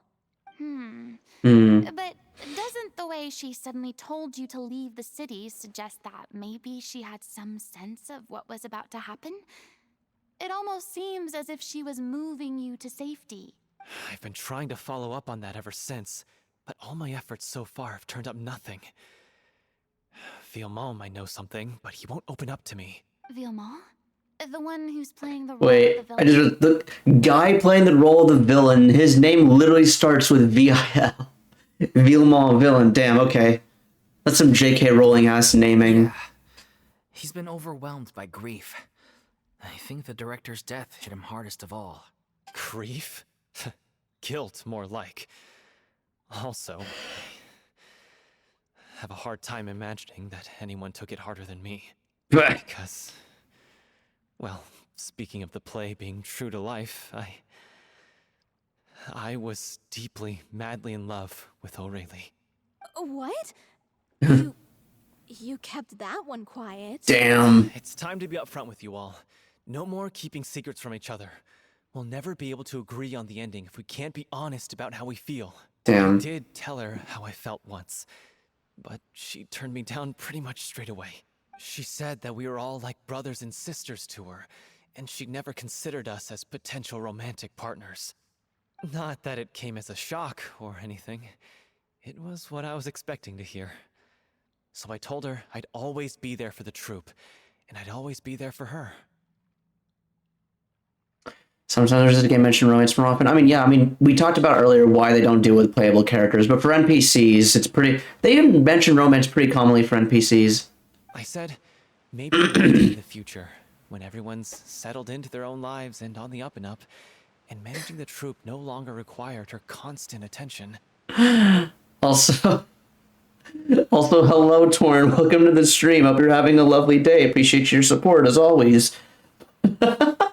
You know, you can always spend... If that number specifically bothers you, you could always spend channel points as well.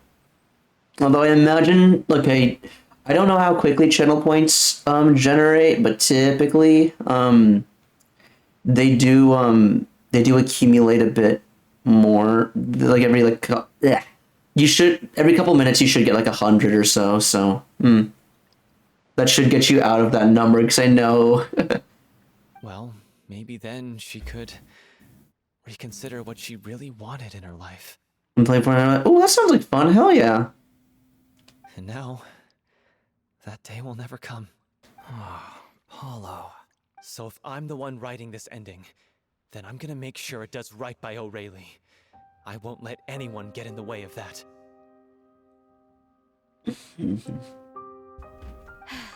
In that case, you have to straighten things out with Villemont once and for all, face to face.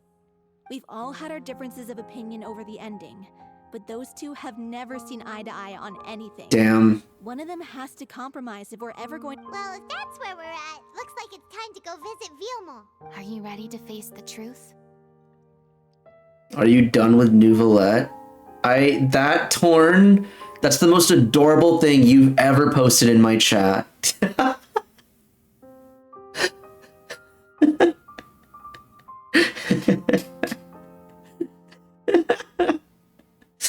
It's guy whose friend plays Genshin and wants really hard to impress him of being like, yeah, I know Genshin words and stuff. Shit, he said this word a lot of times. It sounds really fancy. I'm waiting for. Oh, okay. You know what? When I saw your first message, especially considering that you misspelled his name, I thought I was just like, I don't know, I'm gonna say something that sounds like I know what I'm talking about. Are you done with Nouvellette? Yeah, nailed it. But now that I see your second message, I'm like, oh, okay. It was just a setup for a joke. And honestly, it's a pretty good one. Nouvellette, old Villette. That sounds like a 4-panel, like, that sounds like a meme that you'd have in like 2 frames. Like you'd have one panel, it's like Nouvellette, him in his natural state, old Villette. What would old Villette be?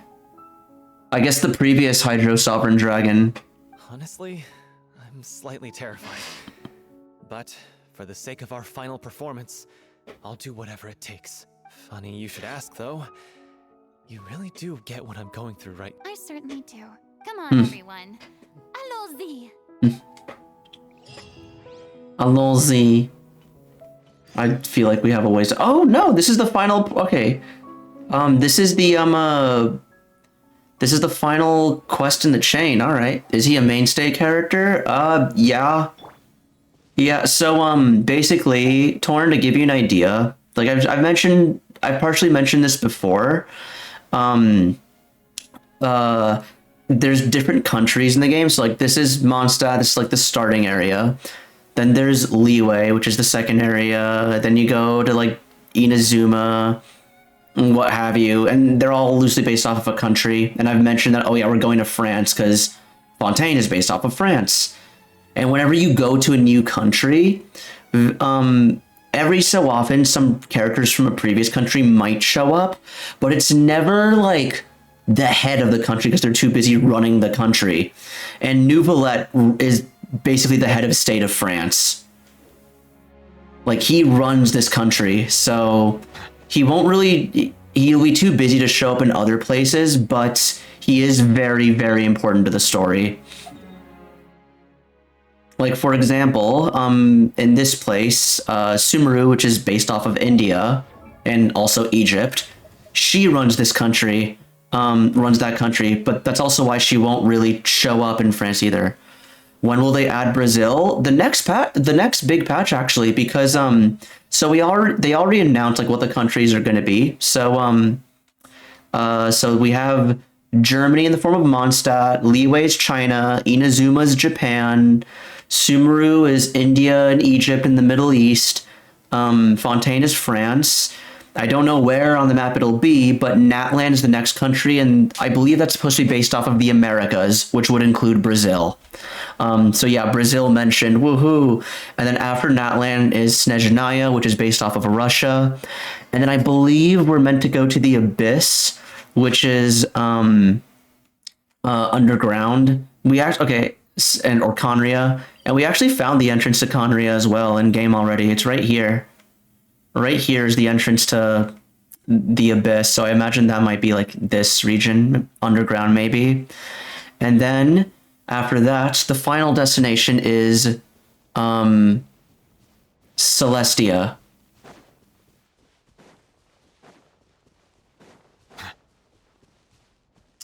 Wait, so you're telling me they're not leaving open unlimited game development? Wait, what do you mean? This is tough going. Delphi, are you sure you can manage in your condition? Yeah, but basically, they've announced that's the Tefat chapter, so they'll probably do some more stuff after that, but as far as, like, the current, like, story goes, that's... Like, the overarching big main story will probably end at once they finish Celestia. Don't worry. We should all be fine with the traveler here. We don't need to take a detour. Wait, why are you all looking at me? You're not seriously expecting me to fight, are you? We're just curious, that's all. I don't think anyone's ever seen Farina in a fight before. I would assume they wouldn't tell you too much about what they have planned because they want to leave the open possibility to keep building the... Oh, no, absolutely, yeah. The thing is, it's like, you gotta strike a balance. If you tell people literally nothing, then it's like, okay, are we getting more game or what? Versus, if they've at least confirmed that, yeah, we are getting more game, it's like, okay, yeah, we know what's happening, and it gets people excited that they know there's something to look forward to, but obviously don't reveal too much, so that way there's still a bit of a surprise, which is exactly what they've done. We know what the countries are going to be, and whatnot, but we don't know anything specific about them. Like, to give you an idea, Natlan, the country that's after France, the Americas, basically, we knew literally nothing about it other than it's the nation of fire, because each nation has an element, and we knew that was the Fire Nation. And it wasn't until I beat the main story for Fontaine that we finally learned that it is a country of war, and it is a country of dragons, and it's full of dragon people. That is the most we've heard about Natlan since the game launched.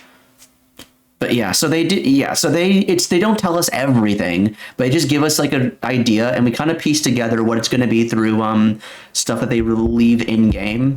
Like, we know America is the Fire Nation. Yeah, basically. Yeah, but America's. So yeah. Remember why? The Hydro Archon willingly gave up all her power so it could be converted into indemnitium. Miss Farina said so herself. Precisely. And I'm not even the Hydro Archon anymore, so all my power is gone anyway. As much as it pains me, unfortunately, I should just stay put. I'm more like a damsel in distress more than anything. Sounded so smug. Ugh, secondhand embarrassment is unbearable. C'est la vie indeed. Alas, I am forced to watch on helplessly as a more brave and seasoned adventurer than I swoops in to save the day. Fine. Too bad.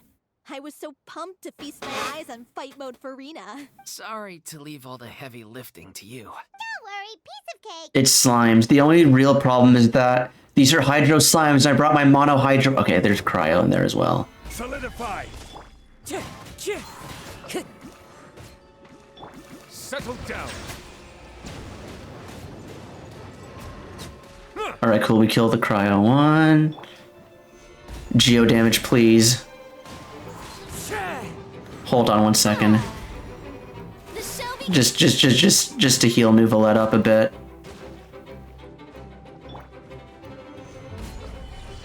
Wind strike.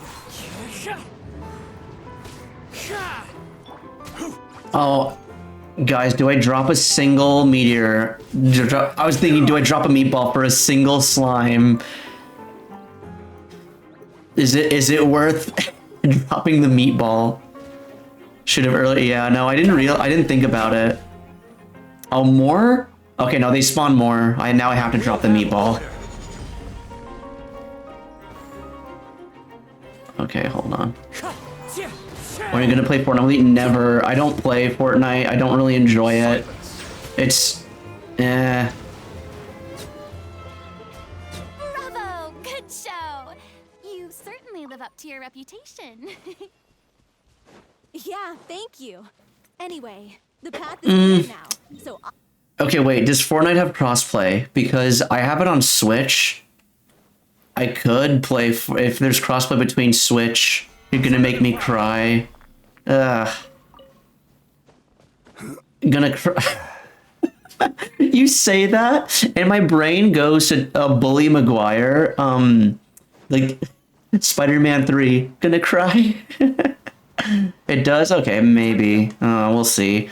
No, I was never really big into Fortnite. I used to live with someone who played a lot of it. Kind of got the idea from it secondhand. Played it a bit myself. Just never really got into it. Just wasn't really my kind of game. Huh? Oh, it's you guys. Wait, what's Lady Farina doing here? I can explain. We've been rounding up the whole troop. We now have... So, you think knowing the truth about the director's disappearance will help you write an ending to the script that pleases everyone?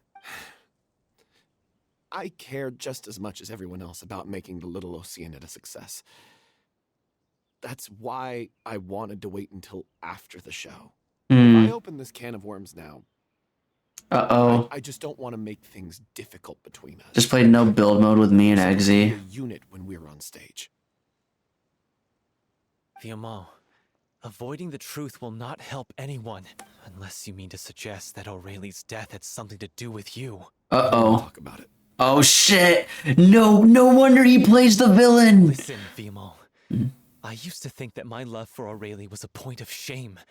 I never brought it up to anyone. But now, I've made up my mind to put it all on the table. I'm prepared to face everything, to sacrifice everything for the sake of the show. The Little Oceanid cannot be complete unless we do justice to Aurelie on an emotional level. This is why people think of you as not being the smart one. As you all know already, the troupe was kept afloat not from ticket sales, but donations from the audience. Of course, that was nowhere near enough. We took on side jobs when we weren't performing, but even then, the troupe's financial situation was pretty dire. So, anyway, one day after a show, huge sponsorship. Oh, it was him. Had to provide the audience with their drinks during performances. It seemed like a win-win, so I said yes to it on the spot without consulting the director. It was only when the merchant came to deliver the goods that I realized the drink in question was synth. Oof. Isn't that the drink peddler Yep. culprit behind the serial Yeah. disappearances case? It's drugs. And it can also cause significant harm to the body. Freaked out when I saw the boxes. And I told the director everything right away. She was completely shocked as well. But she didn't reprimand me for making the decision without consulting her. Instead, she contacted the merchant and stated that the troupe could not agree to this collaboration. You know, I blame Paimon for this rabbit hole. If Fontaines were born from the Fountain of Lucine, how does Vache and Veneer work? Wait, like how did... I mean, it's basically just a human falling in love with an Oceanid, essentially. So I guess they could probably have still gotten a kid from the fountain if they'd, like, prayed together. The merchant was furious, berated us for going back on our word, and threatened to sue us for damages. The amount was astronomical. There was no way we'd be able to pay. Though I guess biologically the kid wouldn't be his, it would just be hers alone. But would that be even... Oh. Huh. Yeah.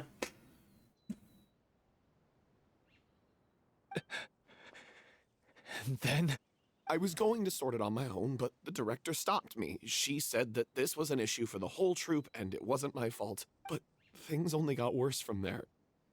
The synth merchant just wouldn't let up, and then suddenly the director told us all to leave the city one day. Yikes. I knew then that things must have reached a boiling point. I admit this whole thing was my mistake. I didn't dare to tell any of you the truth back then, and after the director disappeared, I was even more afraid to say anything. You brought the director to the attention of the synth dealers. Your mistake gave them a motive to kidnap and murder her. I got Aurelie killed. There, I said it. Happy now? Hey, don't say that. You traitor! Damn. You knew Aurelie was in danger. Why in God's name didn't you tell us? What do you mean? You were afraid? This was a life and death situation. We could have saved her. How could you be so stupid? Please, try not to get too worked up. Yeah, listen to him. You need to stay calm. Stay calm? How can I stay calm? This guy got Aurelie murdered. She was the love of my life. And he has the gall to try and high-road us, claiming that he kept his mouth shut for the sake of the show. How about taking some responsibility for what he's done? All I can say is I'm sorry. Truly. I wanted to apologize to everyone in the troupe, but that won't bring back the director. What good is my apology now? I'm just a coward who made an awful, terrible mistake that I can never take back. Beat me up if you want. Kill me if you prefer. It's what I deserve. Beat him. Oh, yeah. Well, Torn's made his decision. So I can meet the director and apologize to her in person. Get out of my sight. Go, get lost. I don't ever want to see your face again. That's enough! You've screamed and shouted at each other for long enough. Now pipe down, both of you! Can you stop conflating the show on stage with your real-life relationships in the troupe? You keep saying that you want to use this final performance to pay tribute to your director and celebrate her life. How can you do that if you're just using it as an excuse to vent your own emotions? You're right. I'm sorry. That sounds like a woman's voice. Wait, who are you talking about? Vilmont? The other one? On stage, the lead role is the focal point of the audience's attention. They sound like dudes to me. You're all used to seeing the director as the heart of the troupe. But in her own life, her greatest desire wasn't to be the center of attention. I can tell how much she loved you all, and how much she loved the troupe. What she wanted was to build a warm home for all of her brothers and sisters, to shield you all from the storms that rage in the world outside. That's how you should remember her, and that's what you should be celebrating. I understand why you're trying to make her the hero of the story, but isn't she your hero already? After everything she did for you? Yeah.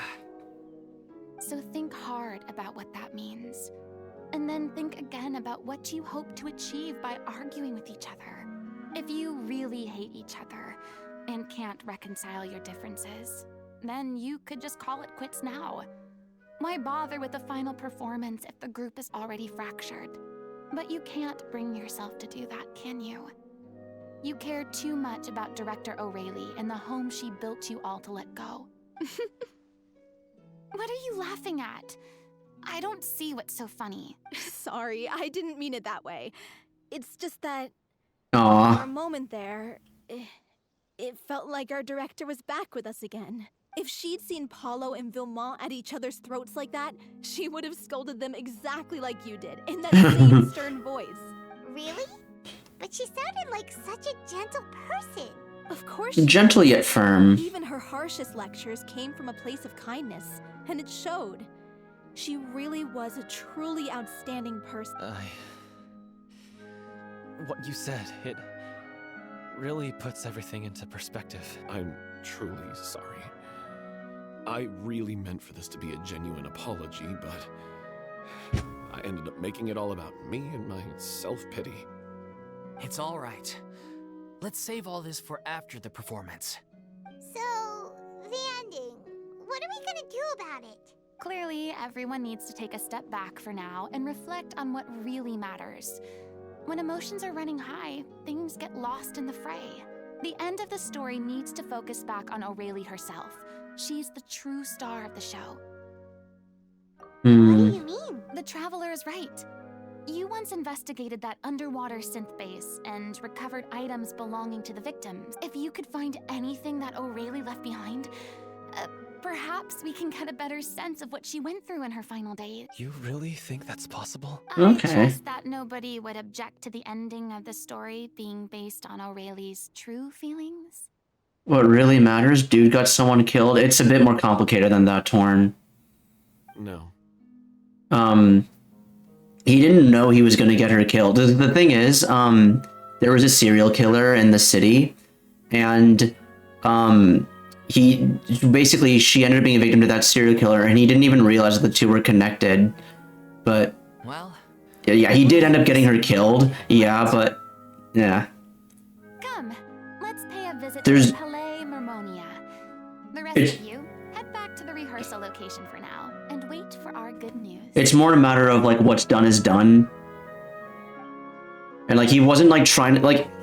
Literally, he was just trying to like get a sponsorship for the troupe. He didn't realize he was dealing with drug dealers who would later turn out to be serial killers.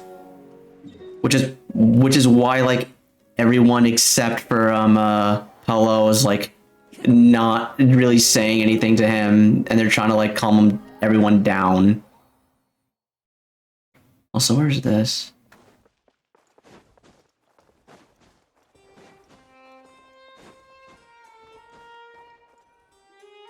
You want to review some recovered items connected to victims of the serial disappearances case?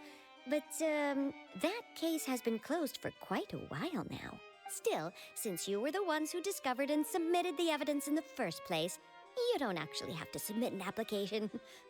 Okay, please hold on. I'll have someone dig them out. Are we gonna have to do another forensic thing? This is all O'Reilly left behind. Just whatever she was carrying on her person and this tattered old notebook. Hey! It's full of script lines! And sketches, too! Looks like they show where the different props should be placed on stage. Let me take a look. Maybe there's something in here from after she was kidnapped. Aha! I found something. To whoever discovers this diary. Let's see. Looks like she kept a detailed record of her captor's actions. She even mentions the truth behind the experiments on dissolving young women. If we'd had the chance to examine this notebook carefully back then, it would have been a conclusive piece of evidence proving Vacher's guilt. And this weekend, I can give you a definitive answer sometime tomorrow. Sunday is, yeah, no, I unavailable. Saturday is a maybe, even still. Vacher took so many lives. It's still so unthinkable how many victims he had. Yeah. I guess O'Reilly must have written all of this down in the hope that her records would one day be of use to investigators.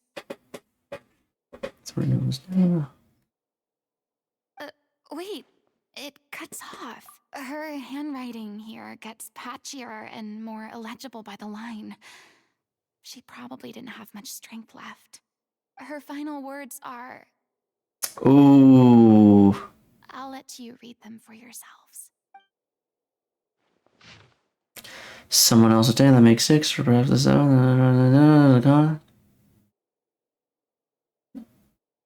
I don't know if writing this is of any use or how much longer I can do it for. Approaching what terrors me even more is the thought of seeing others from the troop here. Have I tripped out? I'm so sorry, I can write no more. Oh, I don't know, give me medicine. More fortunate than Cressy, the cameos are really... Oh, that's... yeah. I can remember my so cold,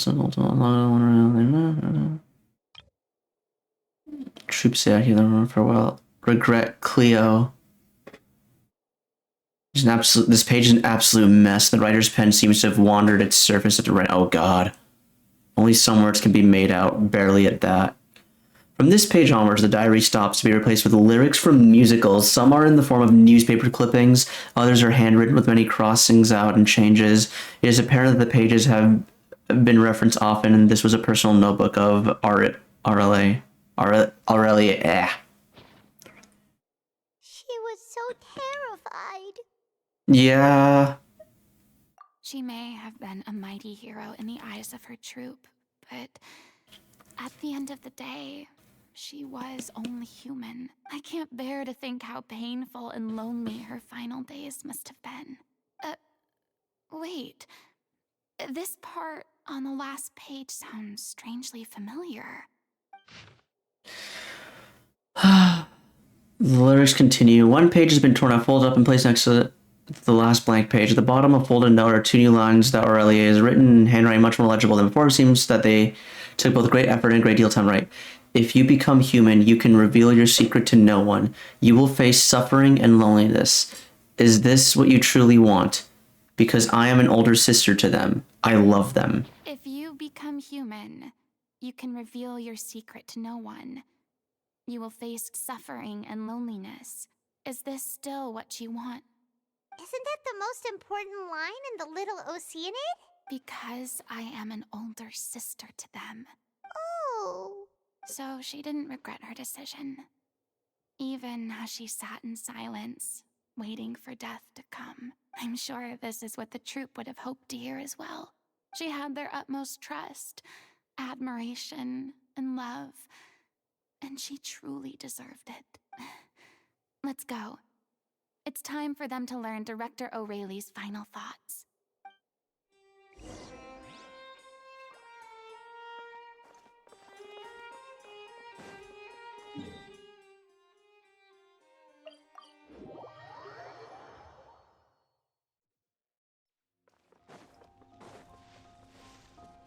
Okay. Time to go.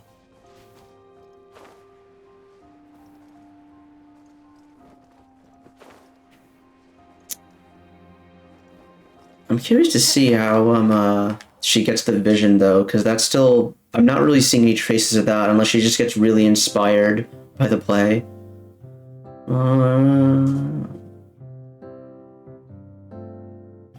She deserves a hero's farewell.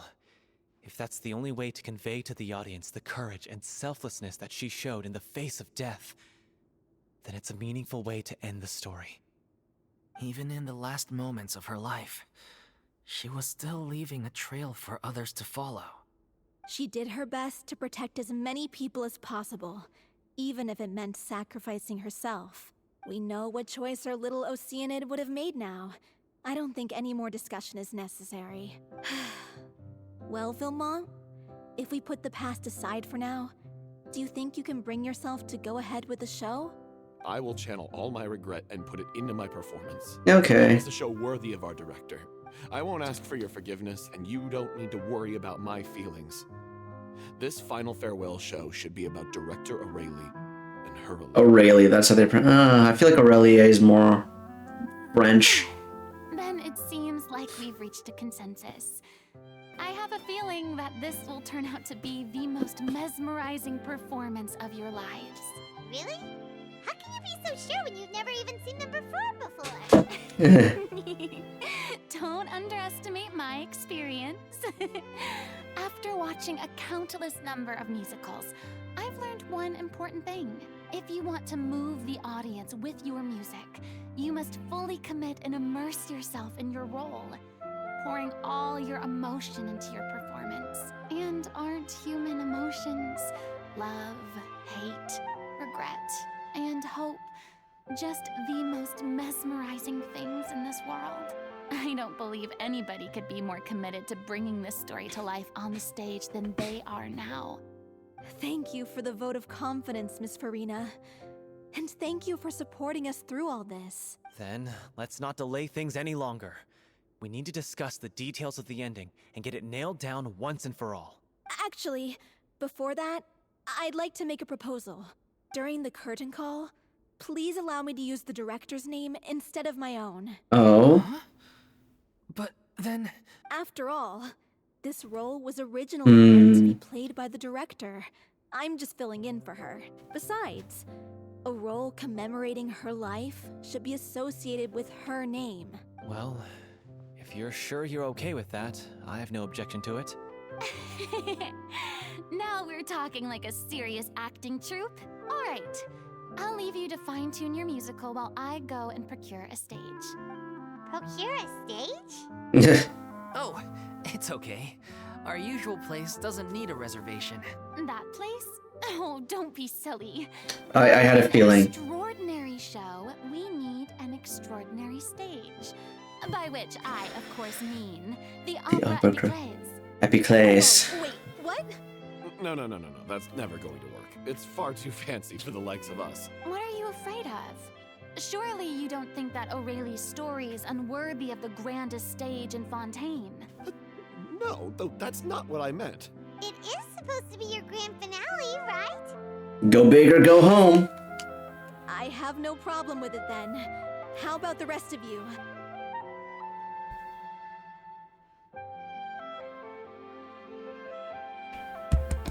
I'll take your silence as a yes. Thank you for giving us this opportunity. It really is a dream come true. Well, then don't disappoint me. Ooh. If you mess this up, it'll reflect poorly on me too. Come on. We'll need to get the go-ahead from Nerilette. I know just where to find him. I had a feeling that Neuvillette would show up here. Because also, if she does get the vision, I want to know, does the vision come from the Gnosis? Because if so, that means the Gnosis is still important, or does it come from Neuvillette? Okay, where is this? Where's this coming? Where's this joke?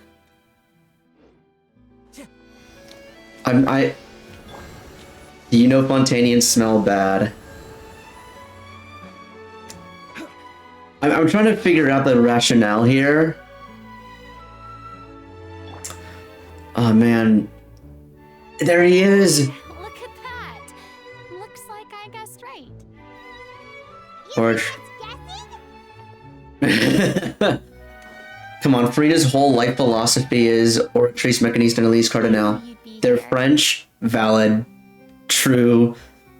No, I remember, they said that every Genshin character represents a certain type of mental disorder, and for Farina, they just said her mental disorder is that she's French. Here merely for a short break.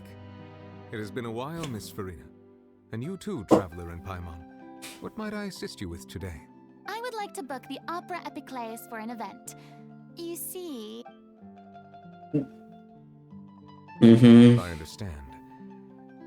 The process for booking the Opera Epiclese is complex and can be somewhat cumbersome. But given that the request is coming from the three of you, I see no reason to make things unduly difficult. The story of the little Oceanid is most fascinating. I'm looking forward to seeing it performed on stage. I will say, however, that I am surprised to see your passion for the performing arts rekindled after all that has happened. Huh? What do you mean? Do I look excited? Yes.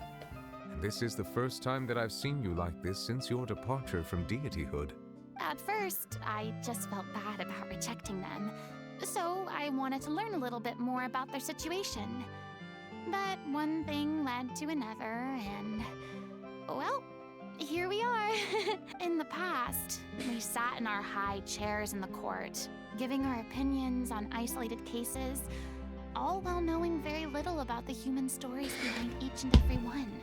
Maybe it's because I finally become an ordinary person and gained my freedom.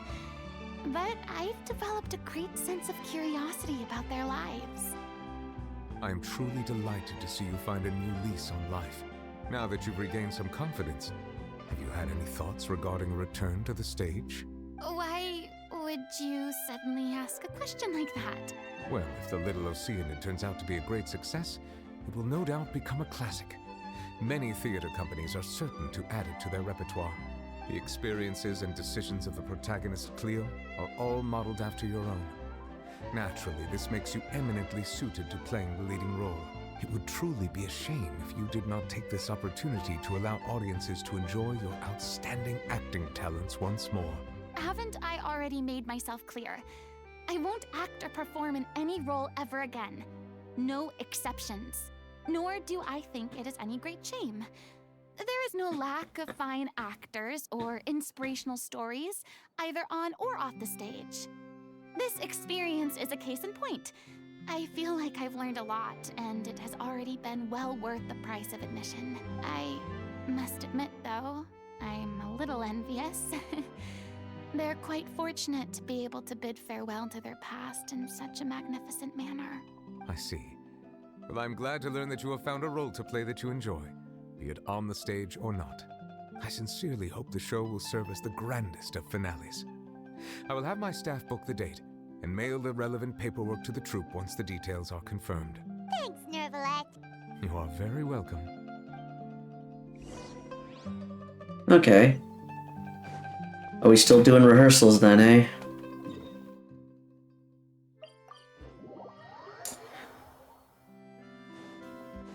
I was about to say, do we not get to, because I don't foresee combat showing up here, so do we just not get to play as Farina at all? Then I remember we did technically get to play as her during the Archon quest, so it is technically just Nuvalet and Albedo then, man. Good news, everyone. It's done. The Opera Epiclese is booked. Thanks to my eloquent and impassioned speech, Monsieur Neuvillette was moved to provide us with a fitting stage for this special performance.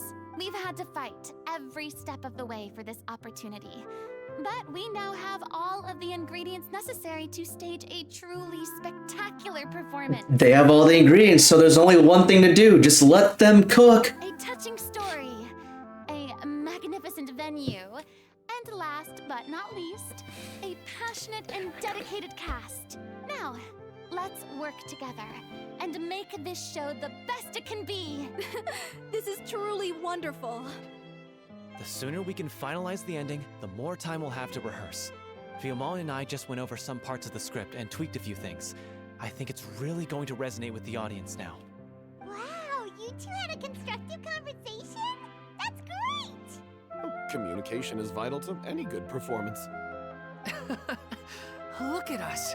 We've come so far. I never could have pictured this scene a few days ago. It's amazing! Even though Farina's still being a bit of a drama queen about it all, she's really fired everyone up! Please feel free to give us any comments or suggestions you have. We really value your input. Hey, Loic, get over here. Time to practice the opening number. Oh boy. Oh. Let's go. Got it.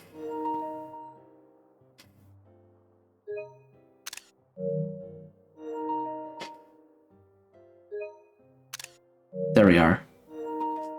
Getting all the unique art. Cursed Cleo. Ooh. She stole the waters of life from us. She's a fraud, and she must pay for her crimes. This is Oh, I love the opera theme. The ignorance and hatred of our people is to blame. How can we hope to win back the water's favor if we don't change our ways? This guy could be useful. Take him hostage. If Cleo wants him back, she'll have to show herself. Leave this place, oh little Oceanid, and never, ever look back! Is there anyone we know in the audience?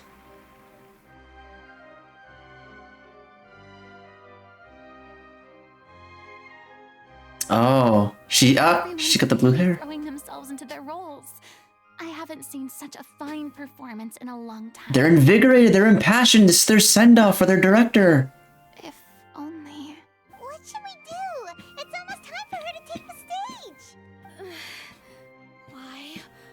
Why does it have to be now?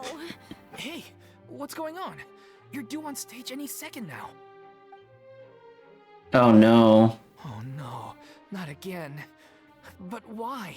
What about your new meds? Did they stop working? They've been getting less and Yup. less effective over time. I've had to keep increasing my dose. Drugs be like. I thought they cure it. So they were only managing your symptoms? I figured whatever it took to get me through this That's fine. performance. How could you do this to yourself? And after that lecture you gave me about not looking after my health. I'm sorry. I've let everyone down. You... This is a conversation for another time. How can the show go on without its star performer? Oh, is this how she's gonna... I see. Miss Farina, I'd like to make a request of you. Say no more. If you're sick, you need to rest. I know what you're going to ask. Oh, thank God she learned her lines. Your character has no more scenes, correct? Oh, yeah. I think my scenes are all done.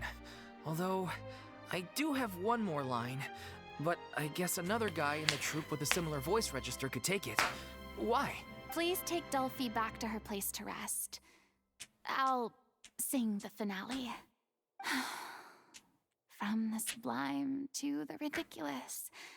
After all that, everything's come full circle. Wait, so it's similar voice register, because I'm Ether. If you... I can see Ether do it. Who's gonna... I guess someone else could just do it. Thank you, Miss Farina. I'm so sorry to put you in this position after everything you said. Never mind. What's done is done. It's really my own fault for getting in too deep. No one likes regrets, myself included. Leave it to me. I've watched you rehearse so many times that I've learned Cleo's part by heart. I do not doubt your acting skills, but please allow me to ask just one more question. After all, this show is dedicated to the life and legacy of our director. What, in your opinion, is the reason Cleo shines so brightly? It's her pure heart. Despite all the pain and loneliness she had to endure, she never once stopped believing in the beauty in this world. Well said. I leave Director O'Reilly in your hands.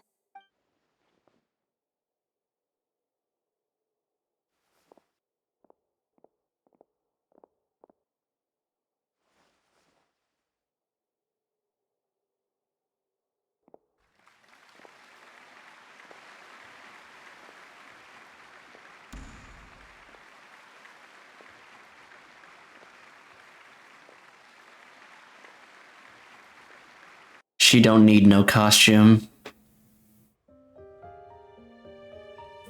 No? Is she here yet? Will she get here? She's not coming! You're wrong. She's here.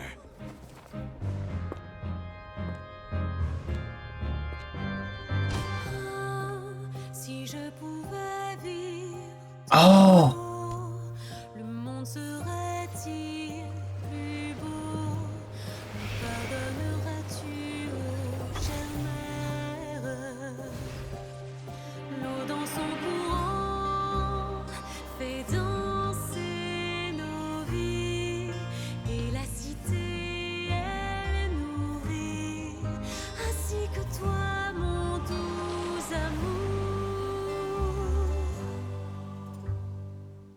But what about your wish?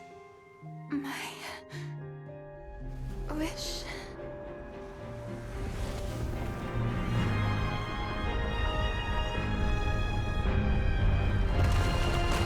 If you become human, you can reveal your secret to no one. You will face suffering and loneliness. Is this truly what you want?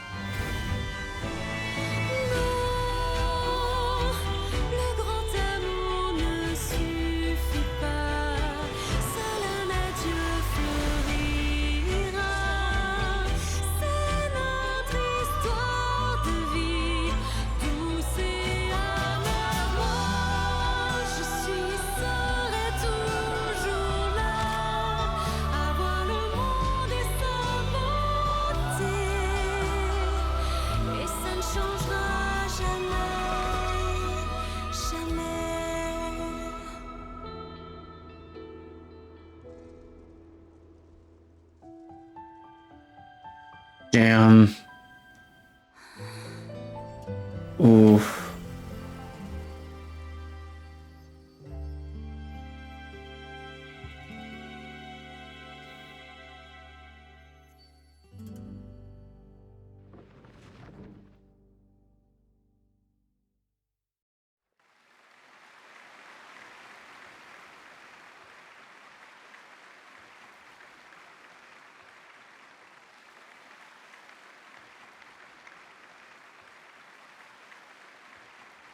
So they've done stuff in Chinese before with Yunjin's opera. Who was that lady Farina on the stage just That's the first time they've done anything in another language. I wasn't expecting them to actually make a thing in French. Oh my god.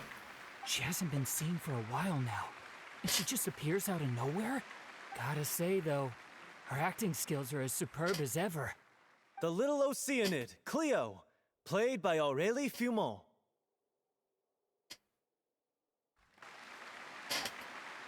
Wait, that's not her name. What's going on? I don't know. Maybe it's just a doppelganger. I've spent a lot of time out of the spotlight, and they didn't use my name during the curtain call either. Hopefully, not too many people recognize it. You have the most unique design in this entire country, Farina. Too bad that I had to break the one clear rule I'd managed to make for myself, even if I had no choice. Still, I have to admit that, despite everything, it felt good to be back on the stage again. Finally, we would like to give a special thanks to our artistic Oh boy. and event coordinator. Oh no. Farina. Hey, that's not what we agreed on. Oh, so it was Farina after all. She's back. Aw. Honestly, what is he doing? He should have run that by me first. All right, calm down. Don't be mad. This was a group decision. We just didn't want your contributions to go unacknowledged. After all, it's been the rule in Fontaine since ancient times that everyone's work, Yeah. visible or invisible, is equally deserving of recognition. Yep, that's a really good rule. Yes, I know the rule, but it should still be applied on a case-by-case basis. I wasn't ready for this yet. It's no big deal. What's the worst that could happen? At most, you might be asked to sign a few autographs later. Yeah? Well, since you think it's so easy, you can sign them for me. I feel like the traveler has to have signed at least a couple autographs before. But can we talk about that crazy thing that happened during the show? It nearly gave Paimon a heart attack. Paimon flew over to where she was supposed to be and was about to drop the prop vision, and then suddenly, one popped out of thin air. That. I've got no idea what happened there either. But hey, it worked pretty well, didn't it? I'll bet the audience has never seen such a realistic prop. Wait, what about Dolphy? Oh boy. How's she's doing? Let's go check on her as soon as we finish clearing the stage. Yes. Plus, she'll definitely want to hear how the end of the show went. If nothing else, we can safely say that we accomplished what we set out to do. Hey, I want to check something real quick, because I saw someone else mention this. They're the only other Hydro Fontaine character is Nouvellette, I believe, unless I'm forgetting. Who doesn't have a vision. Traveler also doesn't have a vision. I saw someone say that, okay, wait, hang on, let's look at another Fontaine vision at the very least, because that's where I need to compare the frames. Lynette, oh, Charlotte. Where, oh, it's here. Okay, wait, and then where's Lynette? Lynette's here. Okay. I heard someone say that, basically, because, Rina's vision came from Nouvellette, that's why it's a bit, it has, like, fangs on it, as opposed to coming from Focalors directly.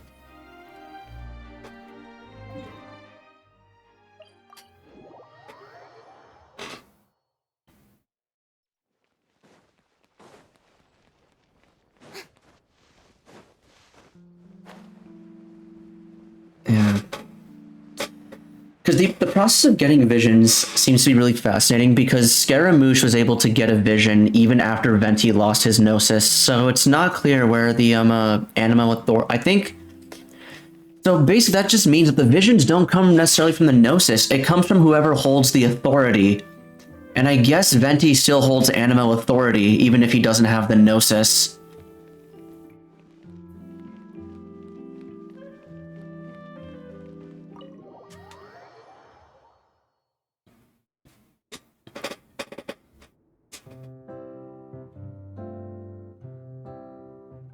Ah, you're back. She's doing okay. Her condition stabilized after taking some of her original medication. From experience, though, I'd say she still needs a few more days of rest. How did the performance go? Was it a success? Did the audience like it? Well, Farina awakened an actual vision now. It was fantastic! Also, you're not gonna believe what happened while Farina was on the stage. You'll probably be able to... That's wonderful. I'm so sorry I failed to see it through to the end. I guess I was wrong to try and tough it out to begin with. Oh, don't worry about it. Like they told me after announcing my name during the curtain call, everyone's work deserves recognition. Even though you couldn't see it through to the final scene, the audience was very impressed by your performance. It's safe to say that you made your mark on this memorial show. Well, one way or another, we did it. I've had bad luck ever since I was born, so I never expect things to go smoothly in life. I'm just happy to know that we went out on a high note. That's all that matters. Blaming your bad luck again, are we? Maybe if you didn't push yourself past your limits so much, your illness wouldn't be flaring up all the time. Oh, don't you start. I don't have the Man. energy to argue. Aw, you two clearly care a lot about each other. I don't know what you're talking about. We never stop arguing with each other. Okay. Get a room. Actually, they did get a room. We're in it. We should leave. So, any plans for the next step? After the brilliant performance you put on, the reputation of your troupe is sure to spread through Fontaine like wildfire. You won't have to disband if you don't want to. You could capitalize on the rave reviews and license out the little Oceanid to the bigger theater troupes out there. Yeah? That would do wonders for your financial situation. No, we should still disband. It's not the same without their director. It's what we all agreed to. After all that's happened, I should give you guys some space. But maybe our paths will cross again one day. Hey, don't just walk off!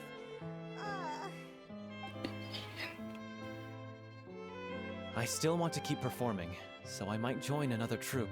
After watching Miss Farina's performance, I think I'm starting to understand our director's infatuation with musicals. You should do it. It suits you. I'd originally hoped to keep performing too, but I don't know if my health will allow me to. Oh, so now you finally got your priorities in order. Ayo. I guess I'll hold off until you've properly recovered as well. Self-care. What about you, Miss We like Farina? that. Any future plans? Well, frankly, I think a return to obscurity is no longer an option for me. I'm sure a slew of consultancy requests will hound me wherever I go, until I finally acquiesce. You rather sealed my fate there with your special thanks at the end of the show. Sorry. It's quite all right. No need to apologize. What I meant to say is that this whole experience has shown me that perhaps I'm not as averse to a return to the stage as I'd previously imagined. Maybe Nervilette was right. Maybe Cleo is the right role for me. I still don't wish to pretend to be someone else, but I do have a desire to express myself. So maybe the show will go on for me after all. Just do whatever feels right to you. There was once a time when I was an actress in a masquerade, seeking only to hide the truth. But from now on, I want to spend my time learning real stories about real people, and and how they touch the lives of others around them. I want to watch them blossom and wither, see them refined on the page, retold on the stage, and remembered long into the future. I'm sure this is what captivated Director O'Reilly as well. Sounds like you're ready to stop running from your true calling. Yeah. The more you get out into the world, the more you'll discover what a fascinating place it is. Then it's a deal. If a vision is a gift from the gods, then I should do my best to honor it. I don't think it's from the gods. I think it's from even higher place. I think it's from the dragon. Also, I do believe it says vision now on her profile. Yes, indeed. It's no longer a question mark. It is neither Gnosis nor Ancient Dragon's authority. Okay, I need more friendship level. I think I'm only friendship level 2 with her, sadly.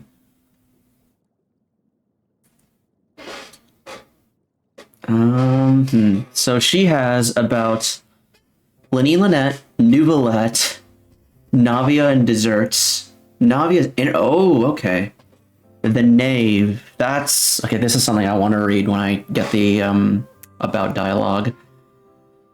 Charlotte Risley Clarand. Okay.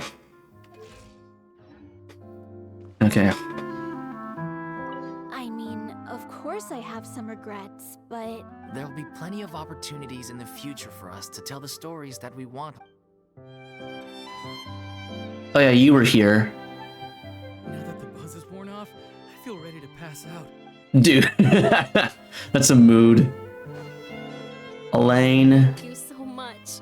I feel like I've rekindled the passion I had when I first joined the troupe. It might turn out to be too little, too late for me. But still, this has been the experience of a lifetime.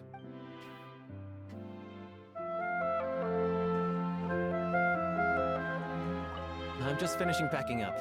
As soon as I'm done, Oh, nice. Steambird to get to. Hell yeah. Thanks to all your help, the show was more perfect than we ever could have hoped for. But most of all, I want to thank you for giving me the chance to finally say farewell to O'Reilly. And last but most certainly not least, what have you got to say for yourself?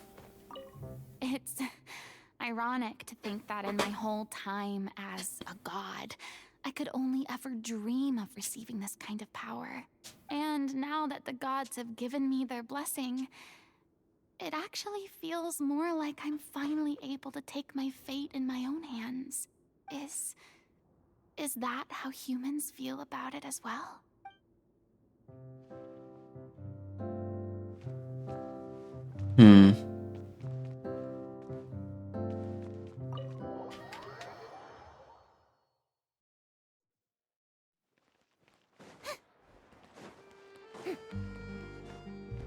Yeah. They still refer to it as something from the gods. But there really isn't a Hydro god anymore, though, so, Though it's good to see she got her ambition back. But, yeah, that was her quest. I knew we probably weren't going to get any big lore dump or anything, but I was interested in her character, and, yeah. I was talking earlier about how a lot of the character quests can either just be really boring because they're about an NPC, or, they're, like, really good. This one felt really weird because it felt more like a necessity. Okay, so you know how a lot of people, myself included, complained that Inazuma's Archon quest was over way too quickly, and we just didn't really get any screen time with the Raiden Shogun at the end? And she just kind of like made up her mind very quickly. She didn't really have a character arc until, you know, like literally like her second, not even her first, but her second character quest. Whereas with Farina, I feel like they did a good job of taking the focus away. Because, okay, the thing is, with Raiden Shogun, she didn't have a lot of screen time, and she was still felt like, you know, the main focus of the conflict, the story, the plot. Whereas, so then that's why it kind of felt rushed. Whereas with Fontaine, they did a good job of putting the focus elsewhere on, like, Nouvelette, for example, and Focalor, just like the separate divine entity. To the point where even though Farina herself didn't really have an arc, I was kind of okay with it because it's similar to how Zhongli doesn't really have an arc in the Archon quest, but the player's perception of him changes over the course of the Archon quest. Likewise for Farina, and this kind of was like, no, that opened the arc. She did have the start of an arc, and her character quest was just kind of there to finish it. I do get why it's not an Archon quest interlude though, because it is very separate from what would or should be an Archon quest.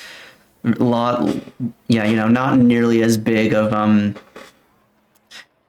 not as big of a deal as tinkering with the Ermine Soul. I will say I do like this more than Nahada's first Archon quest. Nahada's first Archon quest was alright with people making this freaking dream cult. Still very good. Okay. I think I'm gonna end the stream here though, because for two reasons. One, I mentioned that I was gonna watch Attack on Titan with some friends, and secondly, guys, real talk, I really have to pee. It feels, I'm gonna try to end the stream here, because it kind of feels, it feels wrong to just take a break, go to the bathroom, only to come back and end stream, but I want to give y'all a proper ending stream send-off. How many, was there 3 of you? Oh no, there's 4 of you here, I was 1 off. But yeah, okay, I'm gonna be right back. Wait, BRB. Oh my god, give me the thing, please. Alright. I've been holding it. I was really engrossed in the story, didn't have to go that badly, now it's starting to feel really bad. Where's the song? L8. Wait, no, not ladder, it's freaking, no! Oh my god, in my panic, my finger hit one of the function keys. Snake Eater ladder. There we are. No shot I'm getting it out. Okay, there we go. Okay, BRB chat.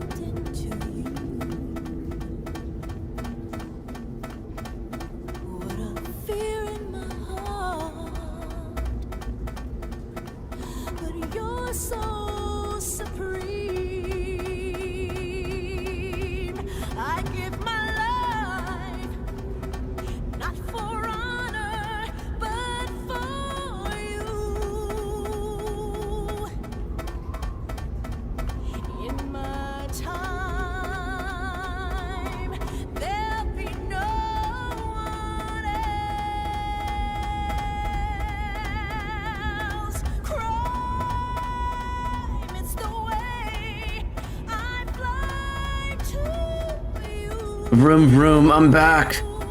Hi. Okay. Hi. Yeah. Alright, I feel way less desperate now because I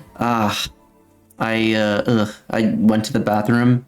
Feels really nice to do that every now and then. But how do I want to see y'all out? Okay. I do have to bounce, so yeah. I don't think I'll raid. I was considering raiding a rando, but I do have to just kind of bounce. So I think I will just end stream normally. Okay, I'm glad I hit 3 hours of streaming though. I was a bit afraid of like, okay, is this gonna end up being a short stream? But if I hit 3 hours, I feel okay about not putting the short stream indicator.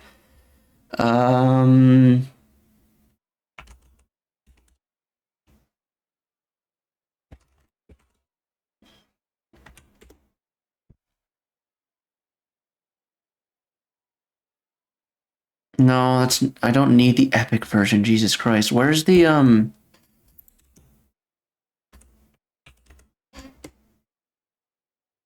want to play Farina's theme, but why are there so many epic version covers? Come on. Okay, hold on. Wait, I know I sent the link to a friend. Here we are. Copy link. Cool, awesome. There we are. Okay.